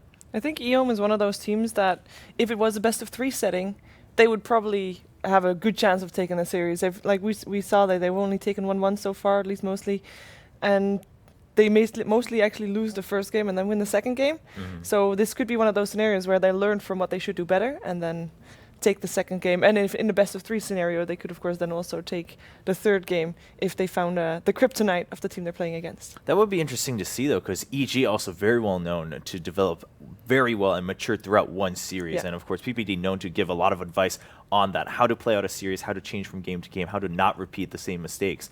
So, I mean, maybe if we get the chance later on in the tournament, that would be an interesting matchup to see which team learns a little bit faster, who gets the upper hand from game 1, game 2, and onward. Right now, we are waiting for game 2. Of course, both teams back in their places, getting ready for the draft. Now, again, I mean, it's always interesting to watch EG's draft. Do you think they'll try anything different? That seems to be their go-to, right? Still try something new, try to throw the enemy on a little bit of a curveball. Maybe they'll show another little bit of a niche pick. What do you think, Ben? I think they've dropped like the first few games in their series, or if it's a 2-game series, they look weaker in the first one just because they need time to adapt to the team. These aren't all Western teams which they're usually playing against, and they dropped the first game versus Newbie, and I think they just need one game to feel the opponents out. How do their supports move? How often they tend to clump? Do they bait a lot? Do they counter gank a lot? What exactly is it? And I think last game, the Bounty Hunter pick could have been pretty useless if they hadn't stopped that one push. So I think they'll go probably for a different support other than the Bounty Hunter and just more team fight centric. So they aren't weak in that aspect. That was like a small weakness in their draft that EHOME could have won against. I'm kind of curious because they EHOME in this case put a lot of effort in shutting down Sumail in the first 10 minutes of the game. And I mean, obviously he recovered quite brilliantly actually, but I'm curious to see if they're going to try to do it again, or if this time, for example, there is going to be a VPD and an AY sitting behind Sumail, already ready, anticipating the gank that is going to come at around 3 to 4 minutes, which is what happened previous game. Winter, would you expect that from EG? Just is that another way they could adapt here, or do you think they'll still try to take something? Possibly, if you're PPD and you look at when the draft starts to take shape, you look at EHOME supports. If you think that they might actually play like very aggressive on towards Sumail's lane, then you can go back to one of your just defensive supports like Dazzle, Abaddon. We've talked about this before. He has such a huge hero pool in all those defensive supports, and you can just get early teleport score. So you just TP to his lane once he gets in trouble, or you just sit behind him. Either way, I don't think they are too phased by it because they are very used to dealing with pressure on Sumail, and even if Sumail falls behind, like Sin mentioned a couple of times, you focus Sumail, you let Universe and Fear loose, and they get more space. So it's either you have to choose who you want to shut down, and in a game you can't just go into a mindset that we are going to shut down Sumail. You have to base on the lineup. What is the strength and what is the pillar of the lineup? Which hero is the key hero, and which hero would actually take shape and control the whole momentum of the game, instead of just, okay, we are just going to shut down Sumail. And that's the plan. Yeah, definitely not like that much of a one-dimensional team for EG. I can't help but think in that previous clip we just saw of EHOME that they were looking at that moment at that tier 1 and mid and just saying, man, it was just a 1 second, maybe a split second difference there. I mean, it happens, like you have to deal with it. Sometimes you're just off by that. You did everything right, but you don't achieve the acquired result that you want to. It's kind of like the secret LGD, that Roshan fight. If there were 1 second... Oh yeah, that's a good point. Yeah, it's actually a very similar situation with the kinetic field, where the Earthshaker was waiting for the support to come in to place a sentry because he's very afraid that there's actually a ward spotting his movement. So he was really hesitant in moving in. Just 0.2 seconds faster, the kinetic field comes in and he's going to be able to feel confident to jump in, but it didn't happen for them. Yeah, so again, having the right idea versus execution, of course, and it's not always your fault. Sometimes just the game doesn't really play out in your favor, and that's all right. You move on to the next game. Going to game 2, are there any picks that perhaps we've been kind of missing from EHOME that maybe they can now bring out if they really feel that it's do or die time to get this extra point? Not particularly. I say it's not really that much on heroes. It's more just their general play style and how they want to approach their method of victory. I don't think there's any particular hero when you talk about EHOME. The hero rings a bell. I don't think there's any hero in general, but it's just mostly their play style, how they focus on helping CTY win his lane, and how their supports roam, and of course Lamb as well on his position 4 support. Sometimes he delivers like great ultimates with his Earthshaker or his Sand or whatever AoE supports that he has. So yeah, of course they tend to some heroes like Razor very often, but as long as they have a mech carrier, which is and of course basic. Our TK as well, we shouldn't forget him. Sometimes he wins the game for his team, and sometimes he doesn't do very well. There's no in between for him. So he's also another hidden factor that the team has, and he's the captain. So if he does well in his lane, he lands big spells, the morale of the team would be better in general. I'm looking forward to seeing, hopefully, maybe this time DDC's Dazzle, also one of those heroes that he plays almost all the time and he really excels at. And it's been banned first phase, I think, previous game, so I think Yeah. maybe the EG is going to do that again, but I'm kind of hoping that they won't. Yeah, I mean, given EG's history of Yeah, how they study up probably on their will. opponents, Yeah. it does sound like there's a high chance that the ban will come through. But I mean, being hopeful for that, I definitely.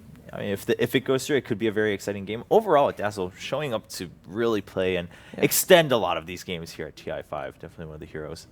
Yeah, the Not game- only extending though, you fight well, so you might actually finish the game early. As Well, true. It depends on whose hand it is in. Yeah. I mean, if it's on the losing team, it extends the game. If it's on the winning team, it's often, of course, to secure that earlier win. And overall, I mean, for EG, do you think by this point they're starting to use this as practice to look forward to that bracket stage? I mean, you're fairly confident you're going to end up in the top 4 of Group B in adapting from game to game. I mean, they're already good at it, but do you think that's where they're going to really focus? Because once you go to the bracket stage, it really matters, right? Even if you dropped into the lower bracket, your chances of making it to the finals and to that championship title is much lower than just staying in the upper bracket. Well, it's an interesting case because I think the top 4 in Group A is already pretty much settled. So if EG get first, they have their pick of probably Cloud9 or Complexity. Right. And I think it's pretty clear that they're going to choose Complexity out of that. Not only are they considered the weaker team, they were actually a qualifier winner from the North American region. They also, I'm pretty sure EG has a fairly limited scrim partners. I think they boot camped on the eastern side of the US. And I know that they scrim U.S. partners occasionally far more than a lot of the counterparts. So I think they're probably going to be very familiar with Complexity and their ways. And of course, I think a lot of the players play in in-house leagues together. So I think that they have a decent matchup versus Cloud9, but not as good as it was before. Before EG always used to destroy Cloud9, similarly to how Secret did. But I think they just get first place, concentrate on that, and then look for your opponent later and do your research. Okay. There's also still a chance that Fnatic will make it into the top 4. Who Yes. do you Right. think they would choose That's over Fnatic and a Complexity? Ooh. Well, it's only going to be one or the other because both of those teams are playing each other tomorrow. Yeah. So if they would have to choose between those two, I mean, I would think because it's not going to be Cloud9. that's actually a tough one because Fnatic I think has underperformed and Complexity has overperformed. Going in, Okay. you would easily say Complexity, but as the Yeah. tournament's panned out, I actually probably say I think Fnatic. Fnatic has more potential in that sense. They do, but I keep thinking, okay, this game they're gonna win 2-0. This game they're gonna win 2-0, and it hasn't happened, sadly. Winter, in your view, but do you see it as because of that potential and, again, the kind of fear of the fact that if Fnatic starts to snowball, they will just run with it, that maybe EG would rather play what they would consider a little bit more of a stable opponent in Complexity? If they have a I mean, choice. it might also be a factor. Like sometimes you rather play an opponent. Maybe they are slightly stronger, but their variance is much lower. There's no secret strats or like something that you won't expect.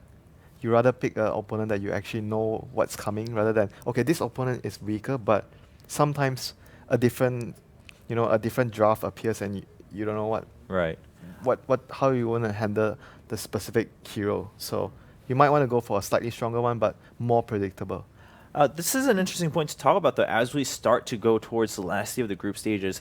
Do you think there's anyone, assuming, let's say, Group A stays the way it is, and it is Cloud9 and then Complexity for 3rd and 4th place on the top side, do you think anyone from Group B would choose Cloud9 over Complexity just because they weren't expecting Complexity to do this well?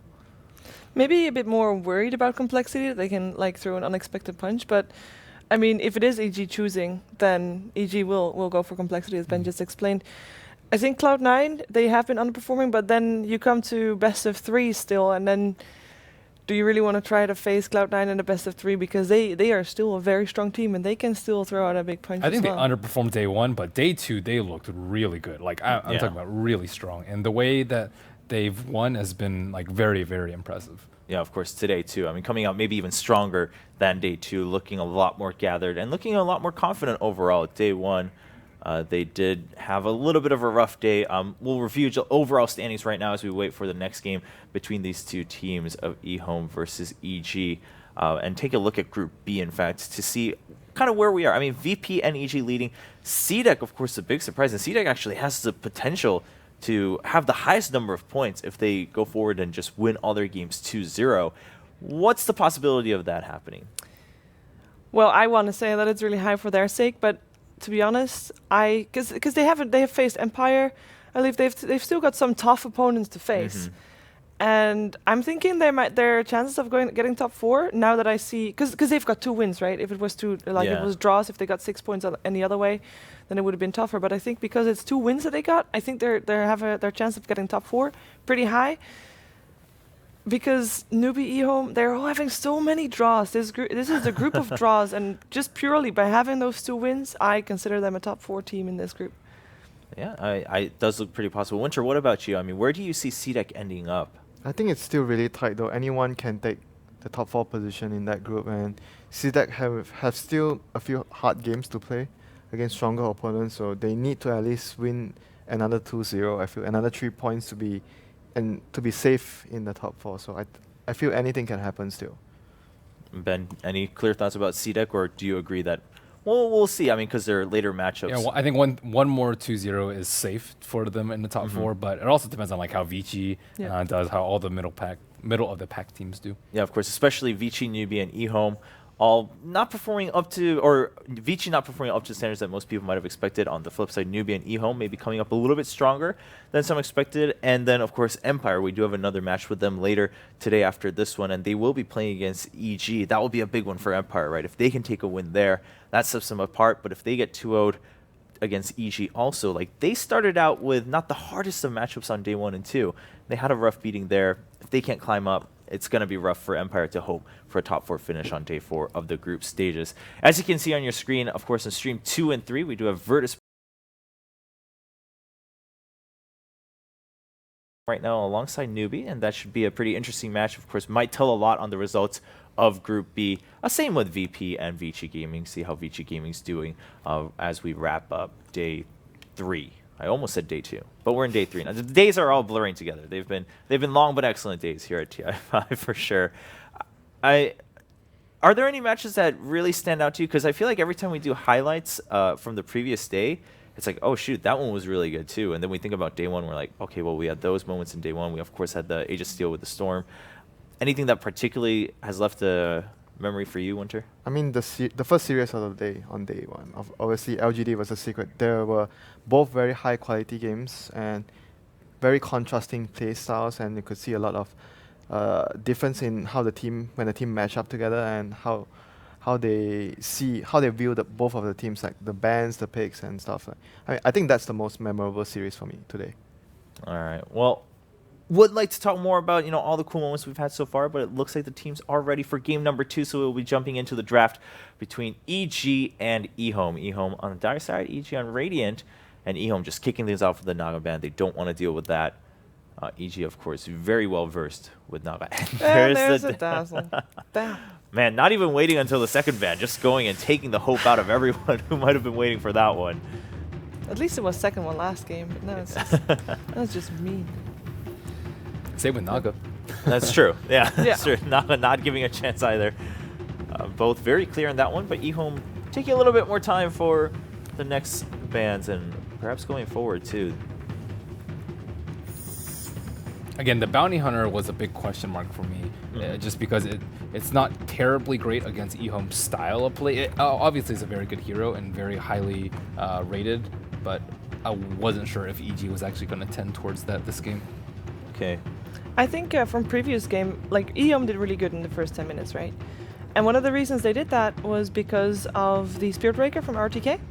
So I'm curious to see if we're going to see that hero again, or if EG is going to try to ban it out this time. I mean, the whole draft they had in the first game in general is just the general idea they had was we are going to have good lanes, we're going to gank and have a better time early game and control and just push whenever we are ready. So let's see what they have this game. They're going to have the last shot. Tuscan Gyrocopter. Yeah, and EG, definitely one of the teams that hasn't been afraid to just give up the Leshrac and try to counter it in one way or another, whether it's team play, whether it's hero pick specifically, and then choosing to ban the Shaker over that one. We have seen that. I think it's important, like when you're up against a Chinese team, you ban the Shaker when you want to give away the Lash, because they use Lash plus Shaker combination very well together. It's really strong and potent in the laning phase, and even in team fights, both the heroes are they work very well together. They deal a lot of damage, and in general, early game to mid late, they're all strong in the whole stages of the match. It's also really good to split up team fights if you are indeed going to be having the Tuscan and Gyrocopter. If you want to pick that up, then you preferably not want to fight against the Earthshaker as well. And banning a Dazzle, I think, is really good if you plan on giving the Leshrac away. There's still Queen, Shadow Fiend. I mean, I guess Queen would probably be much more flexible than Shadow Undying, Fiend. Yeah. still in the pool as well. And it is going to be another... They kind of have the same head. No, they don't. But they are both the same color. Yeah, they do look pretty similar if you Yeah. look at them from this angle. Wyvern being picked up for EHOME. So all the heroes you just mentioned, Quap's still available. SF, of course, still available. Slipping through a little bit this time. They're definitely gearing into very strong lanes right now. Mhm. Wyvern a very strong support early on, can roam, and I feel it's a good replacement when you don't have an Earthshaker if you want to gang the Leshrac's lane, since you can do a lot of damage with Arctic Burn at level 1 alone. So it probably hints that EHOME might still want to go very aggressive early on, gang the lanes and be very active around the map, help CTY as much as possible. Now, does the Lina ban say much about who EHOME wants to put in that mid lane, or are we pretty convinced that it's just overall a generic ban just to get that out of the way? Against Cold Embrace, Yeah, possibly. it's mostly against Winter Wyvern. Mm-hmm. Leshrac and Lina, I guess Lion. I mean, Gyrocopter's already really good versus it, but you need something else too. Yeah, you can Light Strike array the Tusk targets coming in, so perhaps they would want to pick it up themselves, I thought, but... Apparently they want to have maybe more aggressive supports in that case. Supports that can roam around early a bit more. Maybe get the Lion back. Rubik is still in the pool, which was a hero that Evil Geniuses banned out against EHOME previous game. In That this is phase. true. The anti-mage ban is actually pretty interesting, just because we've seen a lot of teams, I'd say Secret most notably, just almost always pick anti-mage as a response to Leshrac in the second phase. Yeah. And EG is actually banning them out themselves. Maybe... They don't want to play against Anti-Mage Anti-Mage. versus Leshrac. I think we've seen that Mhm. combination once today. I mean, it wasn't particularly strong. I think it was from Richie, was it? Can't remember which game. No, does that mean that perhaps they have a stronger priority in something else they want to pick as soon as that pick comes off of this ban phase? Hmm. Because even if that anti-mage is good against Lesh, maybe they really wanted to favor something else and they were afraid of that anti-mage going over to I actually EHOME. think probably the other possible reason is what EHOME has right now. They have Lash and Wyvern. Both of these heroes are very good at defending high ground, so they don't want to give EHOME too much of a security towards the late game since they have very Okay. good base defense. Would That- they be more scared of a Phantom Lancer though? I feel like I think Phantom Lancer is. I mean, Gyro deals with Phantom Lancer better compared to just- Anti-Mage. Yeah. Maybe they're planning on picking up Storm. There we go. Oh, okay. Yeah, Storm coming through to the Disruptor ban. I'm kind of course. surprised that Queen of Pain is also still in the pool. And I wouldn't be Mhm. surprised to see that picked up by EHOME still. Or by lesser extent EG. Like, Right. eh. EHOME not taking any chances this time. The Rubik was left open, so they're going to try to secure that one. It's a lot of good spells to steal from these three heroes already. The Spore Lightning and anything from Tusk is really good as well. They have a very solid support to start up so that the Leshrac can follow up with a stun. It's just all in all, very good support to gank the Leshrac's lane as well. That's like the primary objective of the three heroes they have right now. So I would expect Storm to have quite a hard time in the lane. Like he has to be very careful not to get ganked by the supports. Once they are missing, he has to be very safe. And usually EG would respond with a defensive support to deal with that from PPD. Witch Doctor's still in the pool. Treant Protector. Who knows? Yeah. Skywrath. This Haven't is seen a lot of Aoi's Skywrath this hero. game. Skywrath. You want to have spell damage against Cold Embrace. I mean, technically it's a good counter towards Cold Embrace because he's not moving, but he takes spell damage. So Mystic Flare would be devastating towards that target. I mean, does that validate it enough? Those in the past couple days, you guys have been saying not really convinced by Skywrath Mage at this I tournament. think it's usually because of other variables that Skywrath hasn't won as much. In theory, it should work really well though. I mean, maybe against like Null Field plus Cold Embrace, it might be difficult to burst through that. Okay. But generally, it's like Skywrath Mage's ult doesn't really scale, right? Whereas Cold Embrace, the more HP you get, the more HP you heal from Cold Embrace. So as the game goes later and later, it actually almost doesn't outdo the damage, especially when you have a hero like Anti-Mage. Which is Okay. probably why they made it out too. It's good versus. Now, do you think lineup. CTY is going to be playing the Leshrac, or are they going to give Yang the Leshrac and pick up a Bloodseeker? I think For if you want to CTY. play aggressively against the Storm, you want Leshrac Yeah. to lane against Storm, so you open up a lot of possibilities that your support can just roam in and get a kill on a Storm, since Leshrac would more or less always keep the Storm at half HP from the Harris. Lightning, yeah. So it would actually make it easier for your supports to find a window of opportunity to come in and just get a kill. I'm surprised Bloodseeker is making it through this far. Yeah, Now we see the Darkseer Wyvern combo. I mean, I don't feel like Evil Genius is really that vulnerable to it, though. It's generally when they have... Winter's Curse is pretty large range, but the radius is actually pretty tiny. I guess maybe with Vacuum, but they have pretty mobile heroes. Like Skywrath generally sits very far back. Storm Spirit can zip all the way back to your own line of supports. Gyrocopter with Flak and Tusk, you know, he can stay back or snowball if he feels like he's in danger. So I like the combo a lot, but versus this lineup, it may be hard to pull off. Do you like Omni Knight with Storm this game for PPD? Again, I think it's pretty good. I don't like it versus Rubik though. I think it's a problem. but Like if you have a repelled it's Leshrac, pretty good versus like Winter's Curse. You have the Guardian Angel, it is. and the repel will be definitely helpful against Leshrac and the supports as well. The Rubik, the Darkseer. Yeah, as long as he can get the Rubik out of the way, I think it's actually Yeah, a but very it's good pick. risky against Rubik though. You might, I mean, you're going to give away something big. Like all the 3 spells are very, very useful for Rubik. Yeah. Yeah. Well, earlier today, Cloud9 decided not to ban out anybody. Was thinking maybe he decided that too, but let it go very late, and it's Bristleback. Yeah. Bristle has come up in discussion and, of course, in game a couple times, but nowhere near. I mean, Omni high Gyro is stats. also just really scary. You don't need to repel the storm, although it makes his life so much easier. He can just almost instantly kill one of the supports or blow multiple cooldowns. I do like that option over the other defensive options.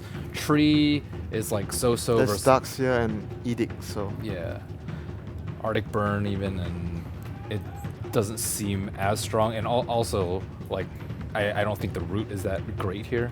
What other ones are there? I don't think you It's can you consider there's still a Baden. Yeah. Lion. I'm not sure how defensive. Like he's maybe not as defensive, but he has good disables at least.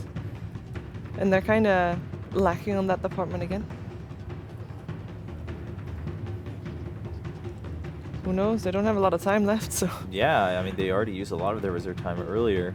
Well, Uh, Nyx Assassin. And Nyx Assassin. Is that the first time he's picked to this tournament? Because I can't remember writing his name say down. yes. And I'm writing all the names down. So I 'Cause think so, yeah. almost every time we bring up Nyx Assassin, we're like, well, we're surprised we haven't seen it yet. It's So- a very good answer to Leshrac. And again, the one that's been most explored is Anti-Mage, but Nyx Assassin I think is very, very good. He's also very good for his Darkseer. Like you can almost get a guaranteed Carapace against the Ion Shell, and Darkseer has very, very high intel. Also just a ton of magic damage to burst in. Overall, he just causes like a lot of chaos in the fight. There's like so much stuff flying around. There's like a Storm Spirit zipping around, there's Call Down, there's like snowballs and ice shards. It's very hard to position yourself to not get hit by all those spells on top of a Earth Spike. Yeah, they have a lot of pick-off potential between the Nyx, the And Storm, and the Tusk as well. So a lot of ganking opportunities would arise for all those heroes. So EHOME has Darkseer plus the Wyvern combination, so they might want to gear towards more team fight to avoid getting picked off by those heroes. Yeah, they have great synergy with Skyrath now. I was like a little worried. It's like, okay, And Storm Ember could Spirit fit. is... Oh, Okay, that's Another that's first. big team fight. That is big team fight. Luna also Yeah. not picked before. Yeah, Luna definitely the first time here at TI5. Winter, I mean, with the Luna there, of course, just rounding out the team fight, as you said, composition. But overall, how do you feel about that lineup versus EG's? I mean, both of them have their distinctive plans towards how they want to approach the game. I would say EG again has a much more flexible draft. They can team fight and they can split push with Storm and Gyro. Yeah. But this game, their spells to spam to defend and push out lanes are not as great as the last game. They only have the ice shards, and Impale is just average at defending lanes. So I think EHOME would have a much better game this time around when they're sieging the towers and forcing to take fights. At the same time, is this a similar scenario where if we get later into the game and EHOME kind of misses their combo once or something and EG takes big advantage of that and creates chaos, that EG can just kind of run over the game? And we've had that happen with quite a few other matches. I think their lineup's also like pretty decent with BKB, and EG's is vulnerable to mass BKB, so I don't think they'll run into as many problems. Yeah, And this I think draft they're- is much better overall. All right, well, let's find out. It is game 2 between EG and EHOME. Because eventually the Rubik and the Winter Wyvern are going to leave. So if you just go and gank YJ, Right. who I've only seen play like Razor this entire tournament, if you think about it, right? Then it's such a weak hero early game. Like, you have to abuse it really early on. All right, well, welcome into the mainstream. Evil Geniuses versus EHOME, game number 2. Blitz and I were talking about it, and we really feel like EHOME, if they could just clean up their game a little bit, we could have a very epic game on our hands here. But that's kind of what we've been saying the whole entire time, right? Is that EHOME seemed to look near flawless in some of their early game where they have this plan, they're executing it very well, and then they just seem to make very simplistic mistakes. Yeah, 2 things. I don't want to take anything away from EG last game. Like, they played that game absolutely phenomenally. Yeah. Like, the way that they recovered, they did that so well. The So bait out from the Yeah, that Universe was Sumail bait out absurd. was next level. But the reason why it sounded like we were EHOME biased or trying to keep EHOME in the game is not that I'm biased towards EHOME, but it's more that in all of EHOME's games that we've casted, they come so close to winning. Like, they play really well, and then something just seems to slip. It almost feels like they're a top-tier team for the first 15 minutes, and then something in them just mentally breaks. Yeah. And it's just disappointing to see. Like, And also, you can tell in a lot of games that EHOME are facing up against, they are struggling to keep up or stay ahead, right? Like, the natural resting phase a lot of the times results in teams just being able to slowly but surely get ahead of EHOME via out-farming them. Yeah. So EG, absolutely dominant.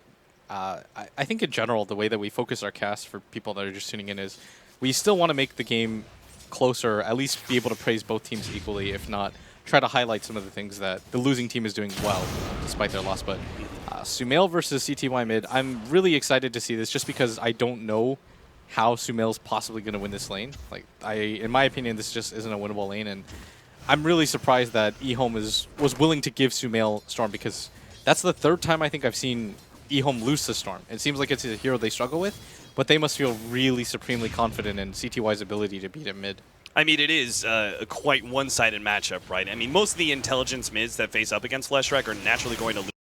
This is Storm Spirit. He has no escape mechanism. So Leshrac is just going to be able to spam out a lot of lightning bolts, and they will always bounce to Sumail because whenever you're up against Leshrac, it's all about the mid vision, right? Especially during the nighttime phase, CTY is just going to be able to spam out lightning over and over again. It just like will constantly bounce to Sumail because he's got vision over the cliff, even during nighttime.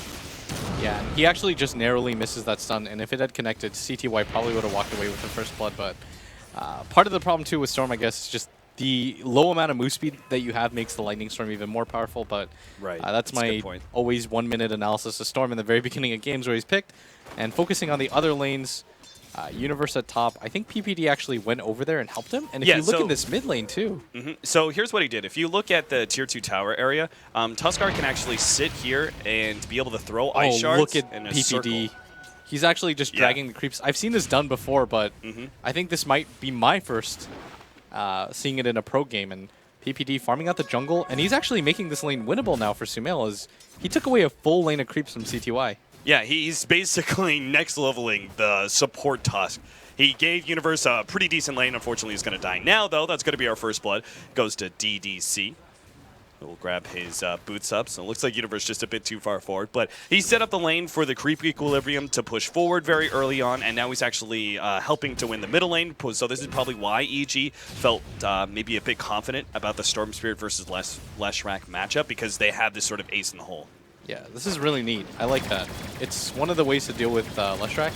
And if you can actually get any sort of stacks up for Sumail, it would help a lot. But kudos to PPD for being able to actually pull it off. And in this mid lane, Lanem looks like they want to push the lane in, but PPD is just waiting. I think he actually senses that something is going to happen, and he's going to run into the Rubik right here. But this shouldn't mean a kill or anything like that, but it does mean that PPD may The early just pressure walk him out here. Yeah. He'll get some more right clicks. Lanem just buys himself time with the telekinesis.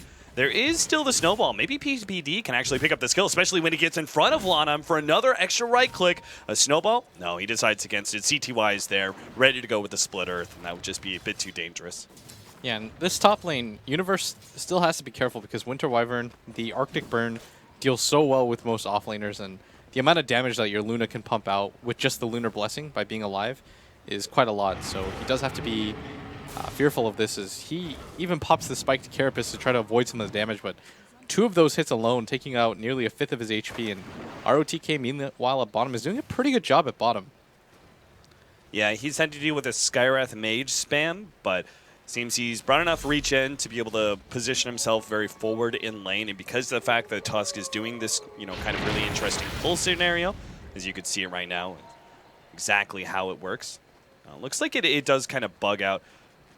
Looks like the Centaur was still trying to come forward, but the Ice Shards just weren't on the perfect position. Either way, because they don't have an actual stun here in the bottom lane, the Darkseer just has to bring regen to deal with the Skywrath Mage's damage, and then he's fine. There's not much killing potential, just harassment.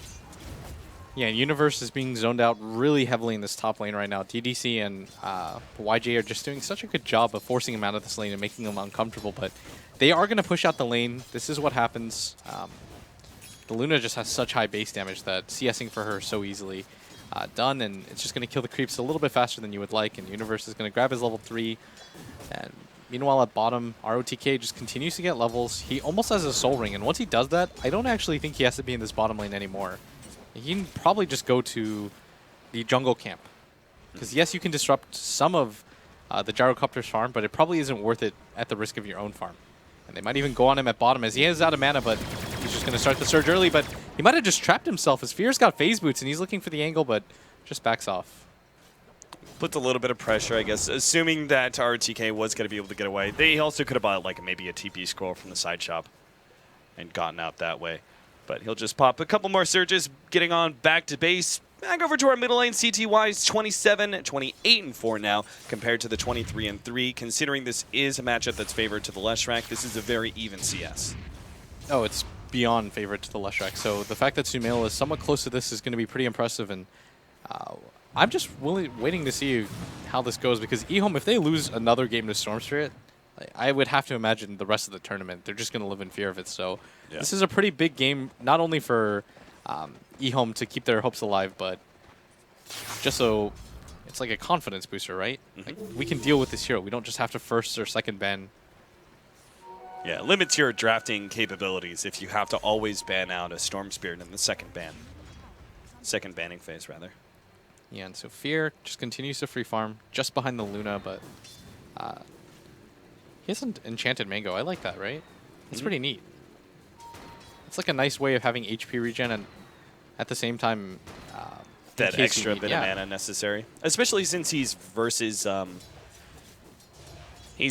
of these heroes that do have a lot of pressure that they're able to put forward. There's probably going to be some early team fights that happen, and you never know. That Mango could actually come and be the sort of savior, the extra rocket barrage to win the fight. I'm a little concerned right now for EG, though, because EHOME's supports are just doing a good job of getting ahead and keeping up in levels, and PPD is only level 2, AUI is kind of suffering equally, and they haven't been able to make anything happen, but EG's lineup, no. I think PPD really suffered from missing one of those Ice Shards pulls. Yeah, you have to be really precise with that, I think. Universe is rotating down to this bottom lane, and maybe they just switch completely and send PPD to the off lane. I've seen them do this before. Why is that? I think it's just because maybe EHOME feels it's not worth it necessarily to dive the Tusk, and in this way, Universe can just switch with Fear, who can even go to the jungle or rotate to the top lane himself to pressure the Luna. It just seems Nyx Assassin is, I mean, compared to certain heroes like Tusk and Clockwork, is maybe a bit more farm dependent than those heroes. I mean, he obviously picks up his level 6, and that's what gives him his ganking mechanism. But this Courier, rotation. EHOME, do they want it? Do They're they not thinking want about it? No, they can't do it anymore. No, they waited too long. They hesitated way too long. That's going to be a smoke spoiled. They do get to see some of these stacks, though, and they can actually farm it up. I mean, they've got the Lightning ready to go. They also have the Winter Wyvern Splinter Blast, so they're going to go for it. Meanwhile, top lane, we do have a 3-man smoke. We'll see how that goes as EHOME clear through stacks. This is what I was talking about in the very beginning of the game. I don't know if they switched to us in time, but Luna's such a weak hero that you can just rotate in and kill her, and she's not even going to have enough time to pop anything. Nope.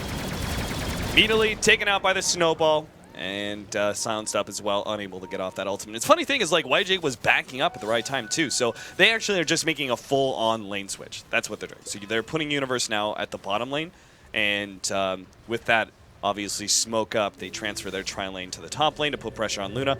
Universe, smart TP out, it seems. That failed smoke by EHOME just had so many ripple repercussions for EG. Because if they had been able to kill the gyrocopter there, then maybe he is where they kill the Luna and it slows down EG even more. Right. And they're able to get some control on the map, and they force somebody down to help out Fear. But it was just weird because they had the opportunity to get the courier, and then they decided to go for it after it's past them, over the tree line. Like, they'd all have to hit it twice for them to be able to get that, but Indecision is a killer. yeah, they just had to go for it or not. I think they probably could have killed Fear if they hadn't done that, but it's not going to matter. They should be able to trade towers here, but still, it's those little things that kind of separate you from the top. Yeah, it's why the reason we're really pointing it out is these things specifically is what has oftentimes gotten EHOME behind when they're actually playing usually a very even and crisp, clean game. Play smart than just 1 or 2 execution mistakes. Our TK now has his level 7. Evil Geniuses have been clearing through the enemy jungle, though, with the regeneration of Sumail. He's got a decent amount of farm. Looks like he's going to be going for the Orchid first. Makes a lot of sense versus the Leshrac, obviously. Yeah, they're actually all grouped up here at top, and Fear, he's just not really afraid. There's not a whole lot that can burst him down where PPD and AUI can rotate in to help him, and they're even going to slow down the push at top by dragging the creeps over, and it's just going to get AUI as level 5, get PPD some much-needed experience. There are some rotations out from EHOME up to this top lane now, but Fear is already backing himself up. He's going for a rather stat-heavy build. Phase Boots, Ring of Aquila, and the drums all being committed for with Magic Wand on top. Alright, so they just smoked S3. Sumail doesn't have the best mana pool to work with, but it shouldn't matter. They see a lot of heroes already thanks to this ward, which Lanham just countered. Still looks like they're going to go for CTY first. DDC does not have the ultimate to counter. He just has the Cold Embrace, so... They're waiting for him to push up a little bit more, and EG's prepped for this, but it does look like EHOME have an understanding of what's going on, especially when they decided to deward that ward, but Sumail just might want to walk away with DDC at the very least. Yeah. Smoke, not the hero they really wanted, but it's something they just have to content themselves with. It's better than the EHOME smoke, which missed the courier, I suppose. Yeah, you get away with something at that point. The hope is that you kill the Leshrac, further slow down his Bloodstone, but if not, getting a support is better than nothing here. As EG, they've taken control of this top lane pretty heavily, but it does leave the rest of the lanes open. And if you notice that YJ realizes that the safest place on the map is the enemy jungle, and this is the correct play here. So just pressure out the enemy jungle, allow your team to farm in safer places. What do you think about the Mask of Madness on Luna?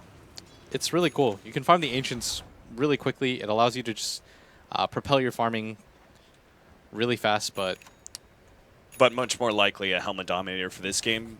yeah, because you need a Satanic against EG's lineup. Yeah. The EG have a ton of burst, and the only way to survive burst as a late game carry is to have a Satanic to be able to turn it around.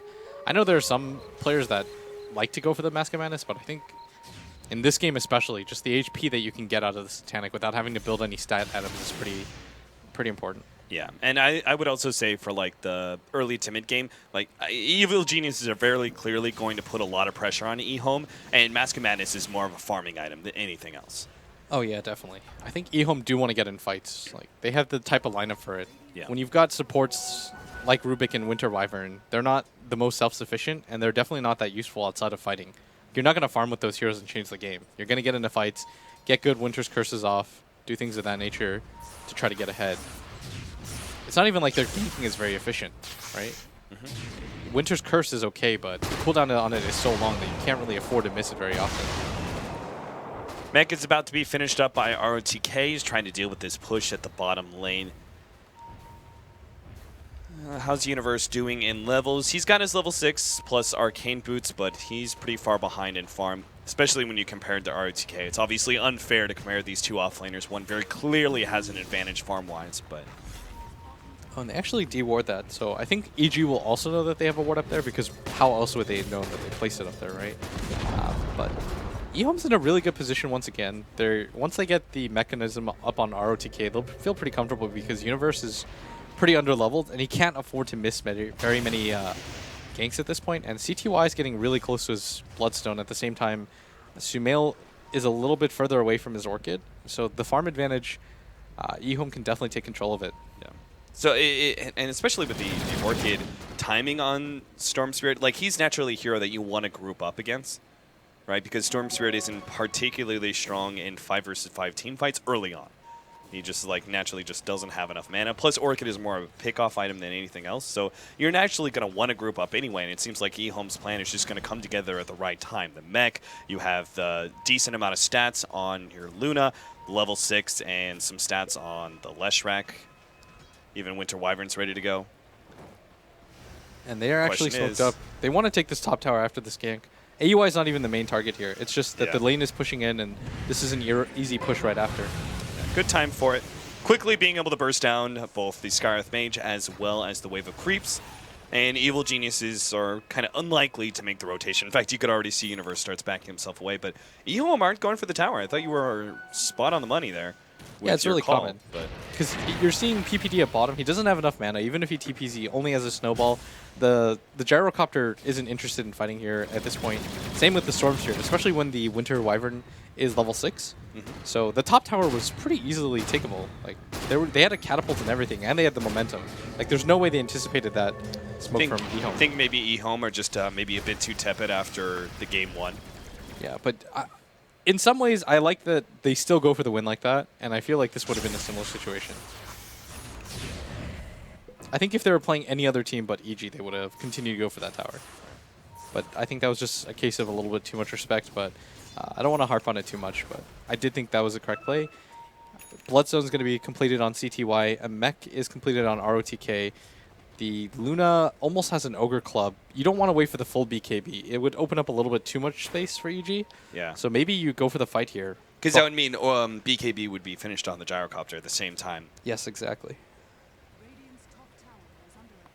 It's probably more important that the Gyro gets a BKB this game too, especially since you have a Lush on your team. He can deal with the Gyrocopter at this phase of the game. And EG, they're going for the smoke right now, but EHOME is just playing incredibly defensively. Now they're starting to group up, doing the smart thing here, and there's a pretty significant stack for YJ to clean up, and maybe they'll go for the push after he gets this in his Ogre Club. You could see how scared Evil Geniuses are playing right now. Like all the calls that you're making about EHOME, you know, about to hit their timing, about to be the aggressors. It seems like Evil Geniuses have read that too. Like just the example of call down being used in that middle lane, right? I mean, that's them wanting to be able to push out the wave, but not even get close to committing to actually being that kind of area. So they're playing pretty defensively as well, waiting for that jump from EHOME. The stack is going to be cleared through. YJ will get his Ogre Club, but again, at still not bottom. close enough. DDC going to be picked off there by the Orchid. Sumail immediately TPing out for fear of recourse from EHOME. Yeah, and I like that this game he decided to go for the straight Orchid instead of going the Soul Ring like he normally does. I think getting it even a minute or two earlier allows you to get a free kill without EHOME being able to respond. Because once EHOME hits all their timings, then I feel like they just group up, and it's too hard for that Orchid to really pay for itself.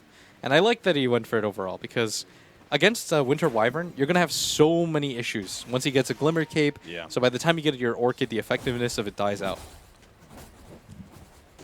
And I think that early pickoff, just to build on that early pickoff is kind of stalling up EHOME's timing, and we're getting to a point, especially like EG tried to go for a smoke gank earlier with the Nyx Assassin. We didn't really talk about it, but it feels like that's one of those timings where if you do get a pickoff there, you may just manage to stall up EHOME long enough for you to get your BKB before their first like real aggressive offensive action. And even if it's not the first time, maybe the second time, right? Like, for example, here, EHOME, if they want to go for this top tower, Evil Geniuses could just say, okay, we're going to give this tower up, but the next tower you push in, we will have that BKB for Gyro. Yeah, CTY is being slowed up, but he himself should be able to tank enough, and EHOME is actually wrapping around, trying to see if they can find anybody, but Sumail's actually doing such a good job of keeping up in farm relative to EHOME. He's got 150 CS, 2 kills as a Storm Spirit. He's going to be incredibly satisfied with that, so EG, it's not even like they're behind or anything like that. It makes it sound like they are, but... Well, on him, he's going to be able to catch AUI, and he actually grabbed the Illusions, which is going to be a bit of downside. That just means that extra Splinter Blast nuke will kill him all the faster. Lanham will get the heal, and with the 5-man already here from EHOME, they will try and push down this Tier 1 tower. Top tower does get denied by PPD at the same time, though. Yeah, they're going to glyph this, but it should go down. Really what it comes down to when it comes to tower defenses is it's not even really a numbers game. It's that you have people set up there so that only 1 or 2 people max have to TP in, meaning that you don't have to undercommit for it. And Right. Good move by EG to give it up. Even better move by EHOME to take down that tower. And YJ's going to finish the stack now, I think. His creep dies, unfortunately, before he can do it one more time. But the BKB is coming up on him. And they timed their pushes out really well so that EG couldn't respond. And this BKB will come out at a decent time. Speaking of BKBs, though, we've mentioned it a few times. Fear finally has his, and he's got a big old Ancient stack that he will be able to farm up on top of that. So he can quite quickly start moving towards his next item. Is it just, like, especially since you've invested so heavily into early game stat items, you just go for the late game item now, like a straight Butterfly or MKB? I think MKB is a really good choice if you think that the Luna is going to eventually get a butter. You don't want to just immediately get the butter and hope, because most of the damage is nukes. And Sumail at top, I mean, he's looking for it right now, and DDC's running away. He does have the mana pool to do this, and this might just mean another pick-off for Sumail. Nobody's even close to DDC, and Sumail's just ruining DDC's life. Yeah, I'm surprised he didn't go for the TP out there, but I guess he assumed that Sumail's going to be able to jump him and Vortex at some point. Yeah. Storm Spirit is BKB, his next item, right? Just because he's dealing with Leshrac, too much magic damage. Luna as well, with some of that AoE from Eclipse.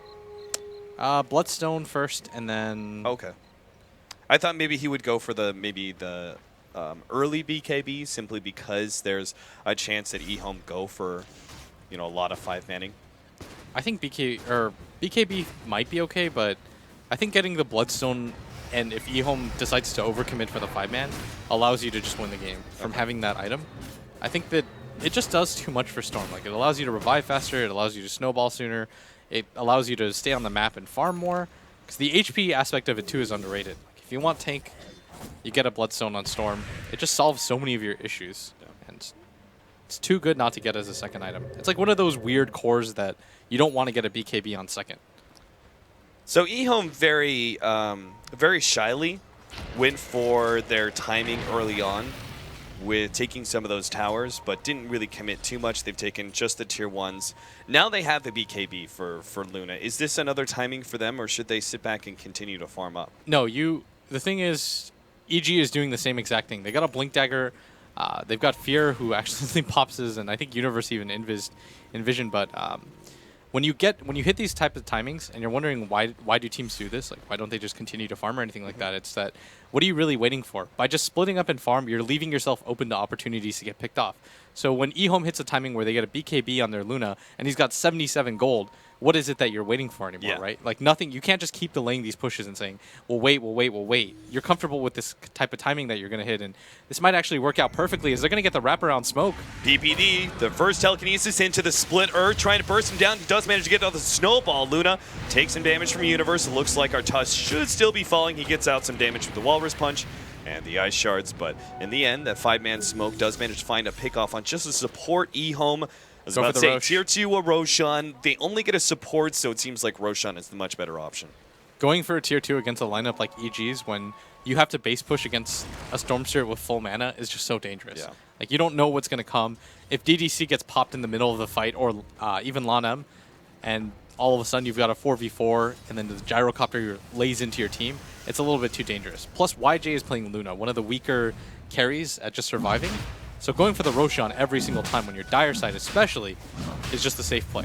Yeah, this raises it completely erases the chance that EHOME go into a commitment and they're the ones initiated on and the Luna dies immediately, right, before she can get out the BKB. Because then if that happens, she'll come back a second time, has the BKB ready to go. Yeah. You know what's interesting about this game from the previous one? EG actually had Storm pretty much free farm.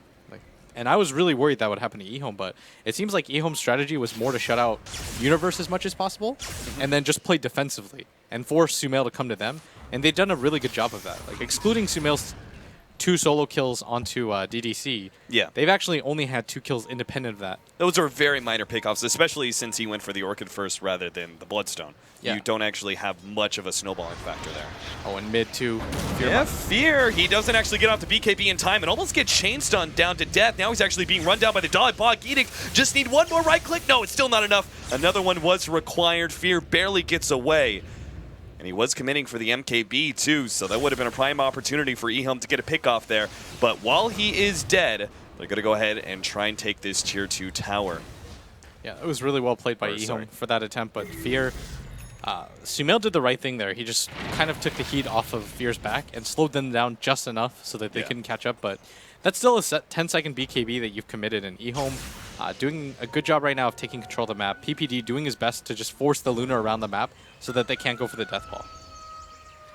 So, Fear forced back to the fountain, but EHOME unable to get more than a couple right clicks on that tier 2.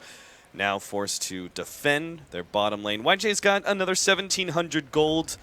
Butterfly can't really be his option because we do see an early MKB being built by Fear. So, at which point, what's your item? Do you go for like a stat-based build on Scotty, or Manta's not bad. Maybe Manta. you even still get the butter, but Manta's a really good option. And as I Yeah, said that he's got Yasha now. he's about to get the Yasha. I think it just increases the farm potential of Luna just a little bit too much, but Yeah. EHOME And there's an Orchid on the Storm Spirit. I mean, Yeah. even if he does have BKB, he doesn't want to have to commit a BKB every single time Storm jumps him. What's neat though is that when this game kind of passived out after they took Roshan, EHOME just continued to stack their Ancients.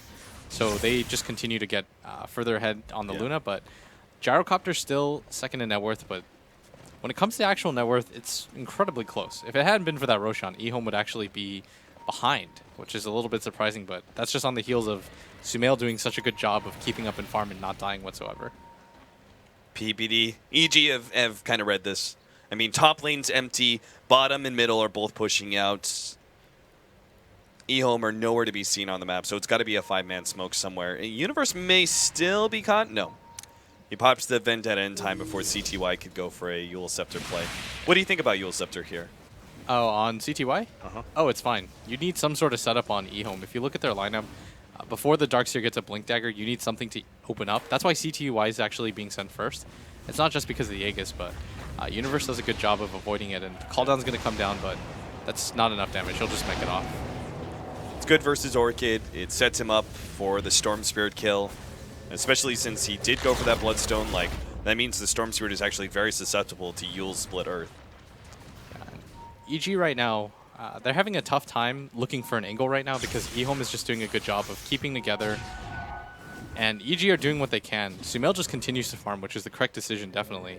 But they're just getting a little bit less farm than EHOME are right now.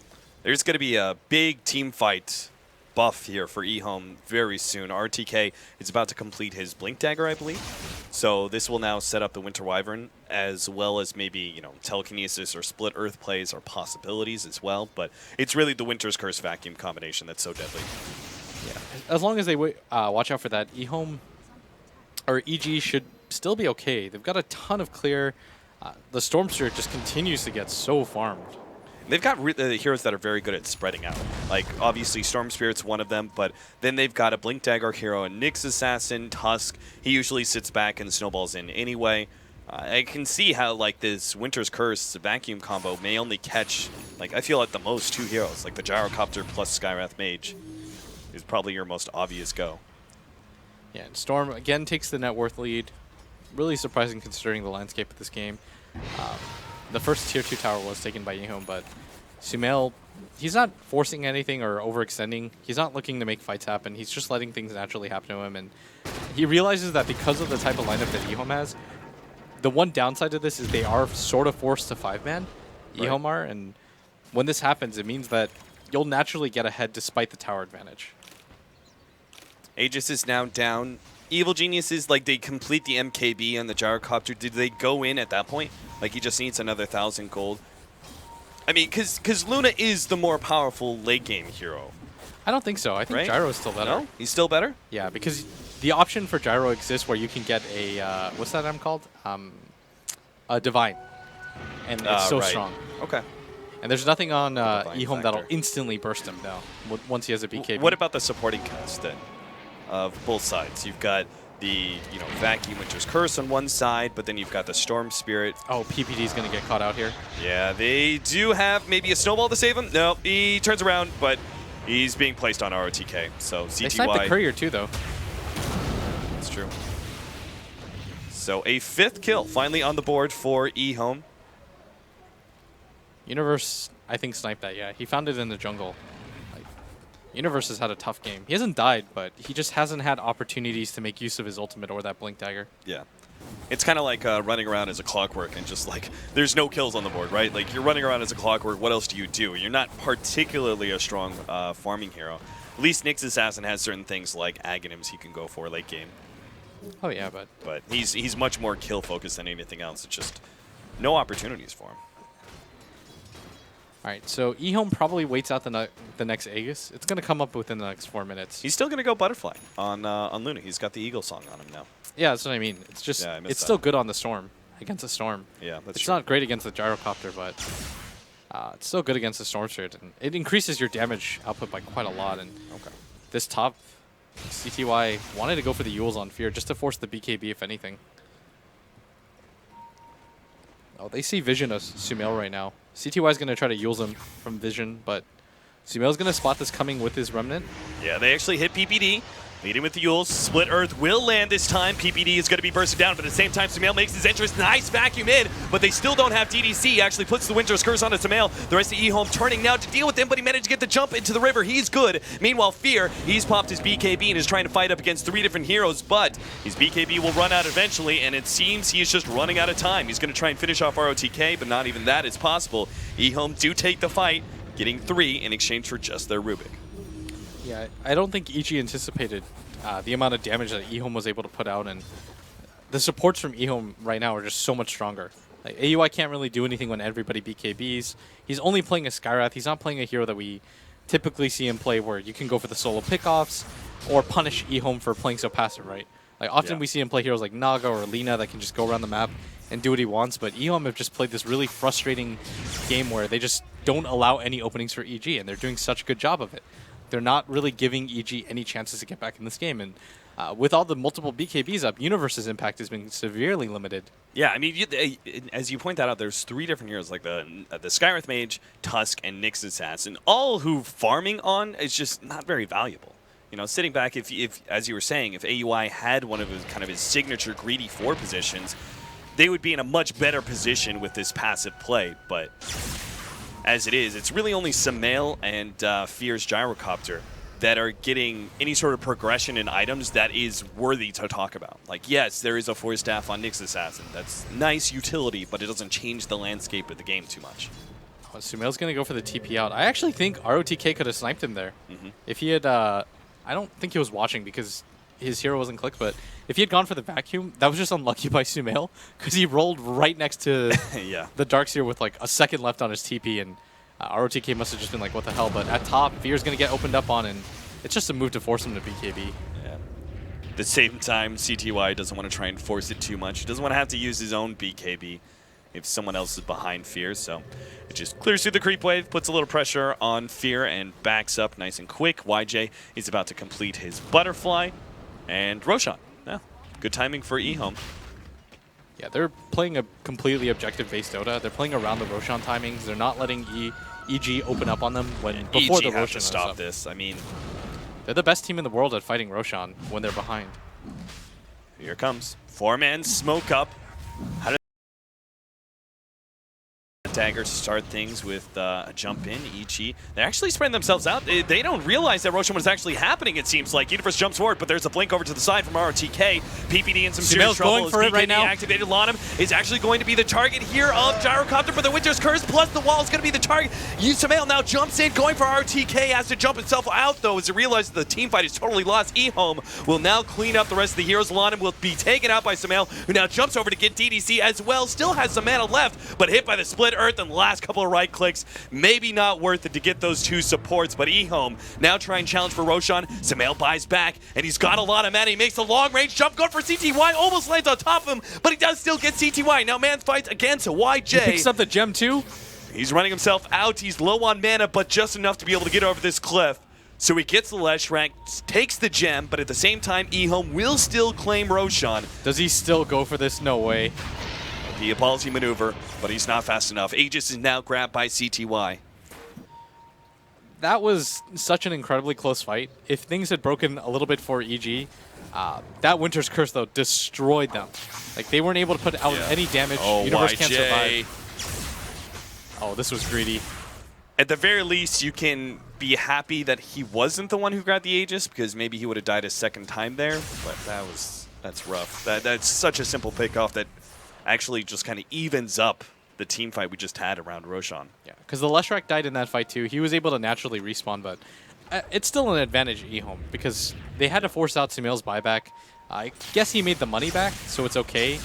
It just depends on whether or not EHOME have enough time to punish this. Yeah. Like, they have the Aegis on the Leshrac. I think that with this, once you wait for the Luna to come back online, you start going for it, but just really well played by EHOME, being able to isolate out so many different heroes. The BKBs are just ruining EG right now because they don't have any physical damage aside from the gyrocopter. So Sumail goes for the Lincolns instead of a BKB. I'm presuming just because Winter's Curse is so strong against him. There is still the possibility that he gets caught. The vacuum, Winter's Curse doesn't need to be placed on the Storm Spirit necessarily. It just needs to be caught in the AoE. What he's playing for right now is the potential of Storm more than he's trying to just say, okay, if I go for a BKB here, it doesn't give me any more damage, it doesn't give me any more mana regen. Yeah. But if I go for the Lincolns, it's a pseudo defensive item, but it allows me to continue to snowball forward. Like, a Lincolns is an item that you would want in your absolute 6-slot as a Storm. So he's just playing for the late game potential of the Storm Spirit rather than going for the mid game item build. Like, I'm completely okay with him doing this here. Okay. That's a game-losing BKB, as EE would say. 4-man smoke up, EHOME. They've got this Aegis, and as you were kind of saying earlier, that last Roshan fight, it all kind of comes down to whether or not they're able to utilize this Aegis to gain an advantage. Looks like they're going to set up on the Tier 2 tower. Evil Geniuses, I think, reading that the Leshrac's got to have somebody behind him, are immediately going up to the top part of the map, whether that's farming up the jungle, maybe putting pressure on the Tier 2 there. Whatever they're doing, it's just staying away from the bottom lane. There's no way that you can fight. With no vision, you don't really... You know for sure that EHOME are behind CTY, but you're not exactly sure where they are, and this might actually be really bad for EG because EHOME is going to read that they're all at top, so even if EG TP for this, it's going to allow EHOME to set up for however they want the fight to go, and EG just aren't going to be set for this, and so this is just going to be a free tower for EHOME, and not enough time for EG to respond. The glyph is there. Tier 2 gets taken at the middle lane. Top Tier 2 being threatened as well. CTY. Here comes the initiation. Universe actually misses that one. Now pops the spike here, but the CTY already pops BKB. Meanwhile, Lanham is able to get away thanks to the Glimmer Cape. Veer now making his entrance, but there goes that Winter's Curse, holding him in as best as possible. A couple little lightning strikes, and PPD is forced into a defensive snowball now. Is going to be heading back in, but EHOME, as they lose their BKBs, start manning down a little bit. Now the extra initiation. Once again, Universe kind of missing up on that one. Sumail still able to get Lanham. CTY, though, is healthy as ever and is able to turn this fight. RTK gets a decent vacuum, but still no follow-up from the rest of EHOME. YJ is just a little bit low, but they're going to try and commit for the racks now. Skywrath Mage dropping lower as the bouncing glaives starts getting to him, and he will end up dying to the splitter at the very tail end of that fight. The rest of EG just too low on mana and HP to punish EHOME, especially since they're still fighting into that Aegis. So EHOME actually managed to claim a full lane of racks, win a team fight still, and still have that Aegis ready to go if they want to go for another push. Yeah, and the Luna's finished, fully completed Satanic right now. I think EG, it's really difficult when EHOME gets set up like that and they've got the BKBs and they can use them defensively like that. Like, they just picked up their third BKB onto their Darkseer, and they need stuff like this to happen as Sumail initiates on DDC, who is invis. Do they have a gem for this? They've got a sentry at the very least, so DDC should go down, and Sumail, I mean, 12 Bloodstone charges now, and that's a decent amount, but he's going to need a little bit more than that. His next item, is it like Scythe of Ice to be able to lock down the Luna? Do you go with Shivas to try and slow down these heroes and just make yourself tankier? I think Scythe of Ice is... I think a Shiva's might be better, but I wouldn't fault him for going for the Scythe of Ice. He might just feel like the Hex won't make a big enough difference, whereas the Shivas, you can get some AoE damage out, guarantee that when you do your initial roll-in, you can pretty much just burst one of the support heroes down as fast as possible. But right now, it's not even his items that really matter too much. It's that he needs Sphere to just get really stacked, because EHOME are just kind of running in, doing whatever they want, and EG just can't put out enough damage. Like, Sumail rolls in. Once he uses his initial mana pull, EHOME feel pretty comfortable with staying in that fight. That's why YJ was able to just stay with 800 HP. Because they know that Sumail doesn't have a Hex, he doesn't have a Shivas, and so he can't really chase past that point. Because if he just gets unlucky with a few Butterfly procs, then the Storm is overcommitted and dies. EHOME if they really want to take advantage of this, they can try and push before the butterfly is complete on the gyrocopter. But I'm not even sure, like, damage-wise, it's obviously a big increase, but I'm not even sure the evasion is going to be all that valuable for the gyrocopter. You still got the bouncing glaives, you've got Leshrac, all that magic damage coming out. It would be good if he didn't, if his BKB wasn't almost down to 5 seconds. Yeah. But with the BKB being down to 5 seconds, CTY's effectiveness is just going to skyrocket. And Fear is the only person with a BKB on his team, so he's the only person that can really step forward. But it means that he's going to have to blow his BKB earlier than he would like. Because there's not a whole lot of defensive heroes from EG. It's not like they have an Earthshaker that will really scare the bejesus out of EHOME. They've got Snowball, but even then, that's not the best. You saw the Octarine core completed for the Leshrac. That means we're now down to that pesky 3-second Lightning Storm, and obviously a lot more HP and mana, and just general survivability, obviously, because he's outputting so much damage that he's spell stealing quite a bit. He's just a monster. Tier 2 falls without much of a fuss. I can't even really defend that. If you're EHOME and you want to secure this game, you go for the Roshan, but the scary thing is I think EG would prefer them to do that and just take another fight, right? You just go for another Roshan fight and hope that it goes a little bit better. So you can surprise them for sure there, but allowing EHOME to just set up and take Roshan for free is probably a death sentence. Do you still complete the Manta this late on the Luna? You might. They actually have Oh better god, vision always Universe, going to be hello! found. Yeah, they have counter vision, my friend, and now that's the gem dropped. They've lost all control. Like, everything outside of Evil Genius's base is EHOME territory now. I think you just push mid if you're EHOME now. Like, it's only Universe, but still. Universe doesn't have buyback, and it is one of your initiating stuns that you've got. It's not like PPD has a Blink Dagger, and so EHOME's going to feel pretty confident now, especially since they just got the gem, too. The Glimmer Cape has just become so strong. They keep the gem, the extra one, now in the courier, sending it back to base. So even if they do lose that fight, they'll have a gem ready to go. The ultimate, all the spam essentially being dropped to try and slow down EHOME while Universe is down for 15 seconds. Looks like EHOME is a little bit hesitant to send CTY forward, but I don't know why. They've got a BKB and an Octarine core on him, but it just looks like they want to secure the win. And Lanam actually has the Vendetta, which shouldn't do too much, but I guess it's just one other thing to have to deal with. Yeah. I mean, well, essentially, especially because they do not have... oh, no, they do. They have a gem now on Universe. Oh, yeah, that's right. So PPD a had third one. gem. So they do have a way to scout out the Rubik, I suppose. I was thinking Lanam would just sit very aggressively with his Vendetta constantly. And just If he was scout able to out do where that, that would EG ruin go. the game.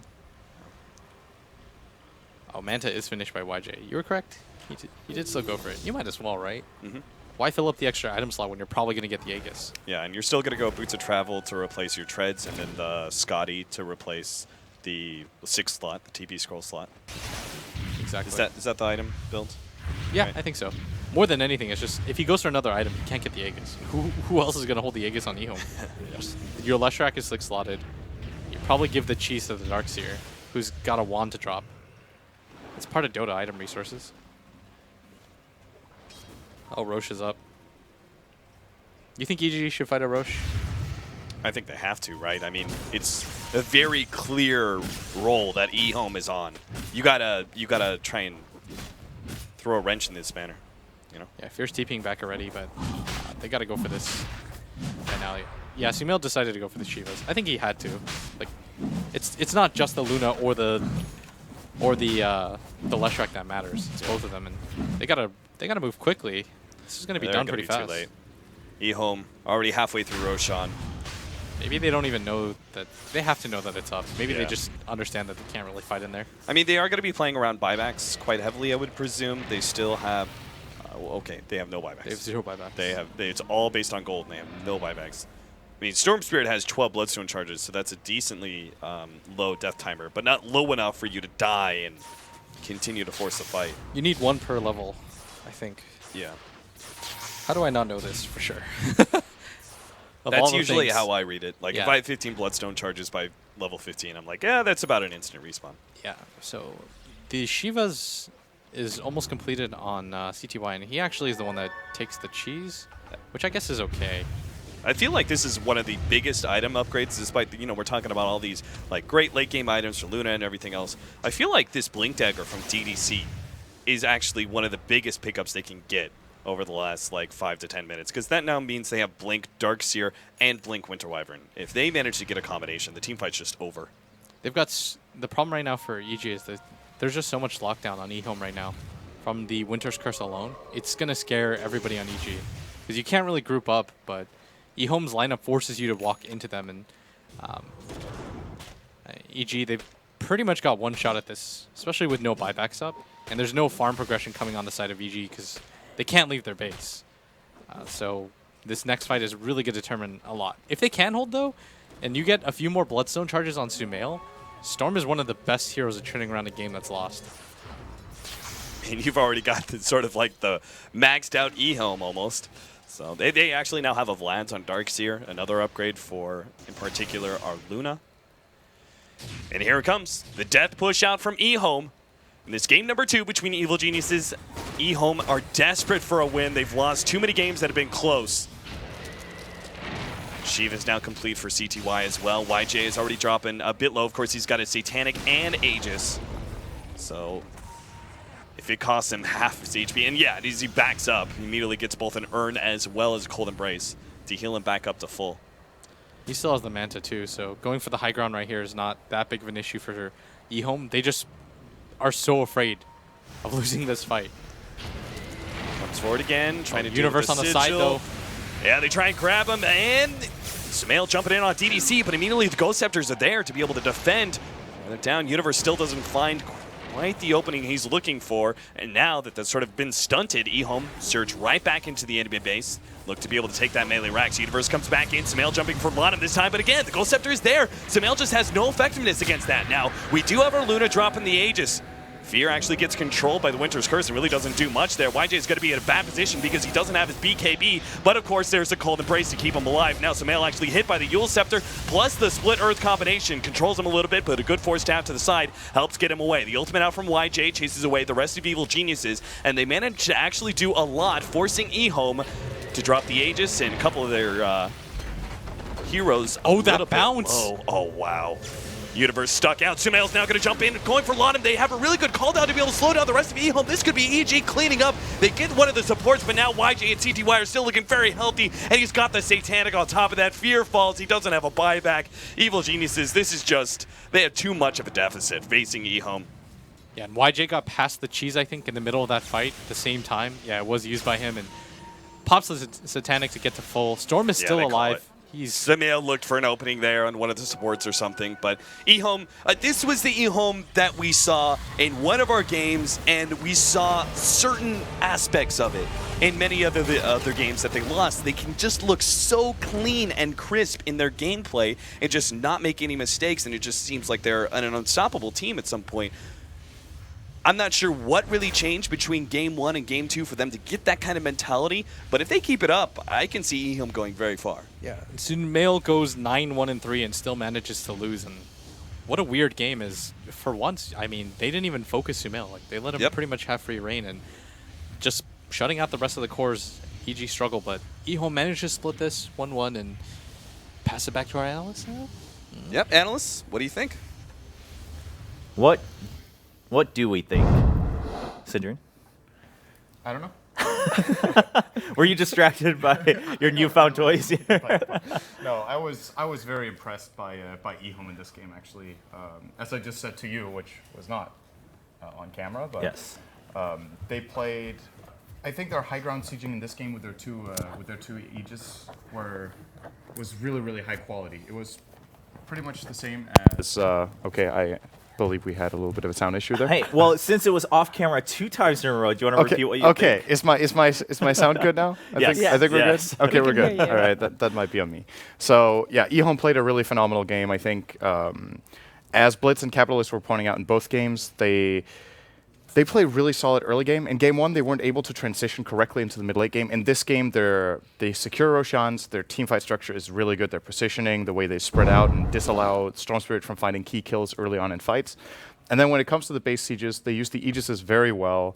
As I said to you, it was it was kind of secret-esque when it comes to the base siege. I think it was really structured. They had the right idea with Luna and Leshrac in front, the supports in the back, and just backing up very nicely with the Winter Wyvern, with the Cold Embrace, the Winter's Curse timings. Everything was beautifully done. Very, very impressive from EHOME. Yeah, let's continue talking about the game as we bring up some highlights to showcase once again just how well EHOME played in that game versus EG. Ben, what about you? Were you just as impressed about EHOME, and was this a vastly different EHOME than we saw before? Yes, but also I think it was a little bit of a different EG draft. The score was like 8. It was like 8 kills in like 25 minutes, which Yeah. Nexus Assassin just does not fare very well in. This is a big fight taken up top, and Sumail barely makes it out alive, but they have a really farm mid laner, and I think that's actually pretty atypical when Sumail is playing, but he's in a very underhanded matchup. Leshrac versus anyone, Leshrac is generally a big favorite, but you have to consider that PPD wasn't on a quote-unquote classic PPD hero. It wasn't an Abaddon and Omni Knight. What he actually did at the start of the game was very unusual. I think they had maybe wanted to wait to use this particular strategy, but what they did was get Tusk with level 1 ice shards and pull into the neutral camp. But that's a greedy play. That's actually an AoE play. So they don't actually have any help for Sumail in the mid lane. They don't have any pressure onto CTY. He's like getting bullied at his tower, and CTY was still beating Sumail in CS even though multiple creep waves were redirected to the neutrals. So that goes to show you how strong CTY's mechanicals and laning skills are, as well as how strong of a Leshrac he plays. So I think that he was just out of control in terms of farm, and PPD was still very, very weak and poor throughout the game. And yes, it's okay for him generally just because he's like a sacrificial hero, but Tusk isn't that sort of hero, and I think I view Tusk as like a big threat and a top tier pick just because he can just kill people very, very swiftly. So they just went away from their general recipe, and I don't want to say it's weaker, it's just different and didn't really counter EHOME's 5-man playstyle very well. Yeah, you just kept playing 5-man, and EG just couldn't get their finger in. They wanted to get some kills early on, perhaps, or at least I would imagine that would be their game plan from the start, and they just couldn't because, I mean, EHOME just stuck together and basically delayed the game until they thought, oh, hey, now we can fight. Now we're ready to That's actually usually go. what EG does. Right, And then they went, and then there's very little that EG can do to stop They that. needed more wave clear, though. I Yeah. think Winter mentioned it during the draft before, is like, they don't have much wave clear, and if EHOME's going to 5-mate, you need wave clear. Before they had the Sand King as well as the Queen of Pain, both just clear at just demolishing creep waves in a matter of milliseconds. But this game, like we talked about, like ice shards, if that's one of the wave clears that you're relying on, you're going to have trouble defending. Yeah, Right. You need those in the fights. Yeah, so maybe a little bit of a skill disparity there. But as we go into, of course, another showcase here of EHOME, just their excellent fights and just how on point they were in Game 2, and showcasing once again why they've been able to, at the very least, tie or draw, rather, in all of their matches so far in the group stages. This happens to PPD in a lot of the fights. He just immediately has a snowball defensively and then dies very shortly thereafter. But look for the upcoming Winter's Curse by Winter Wyvern. And those two heroes right next to the wall, After it the just vacuum. disabled them for so long and just wastes so much of their BKB.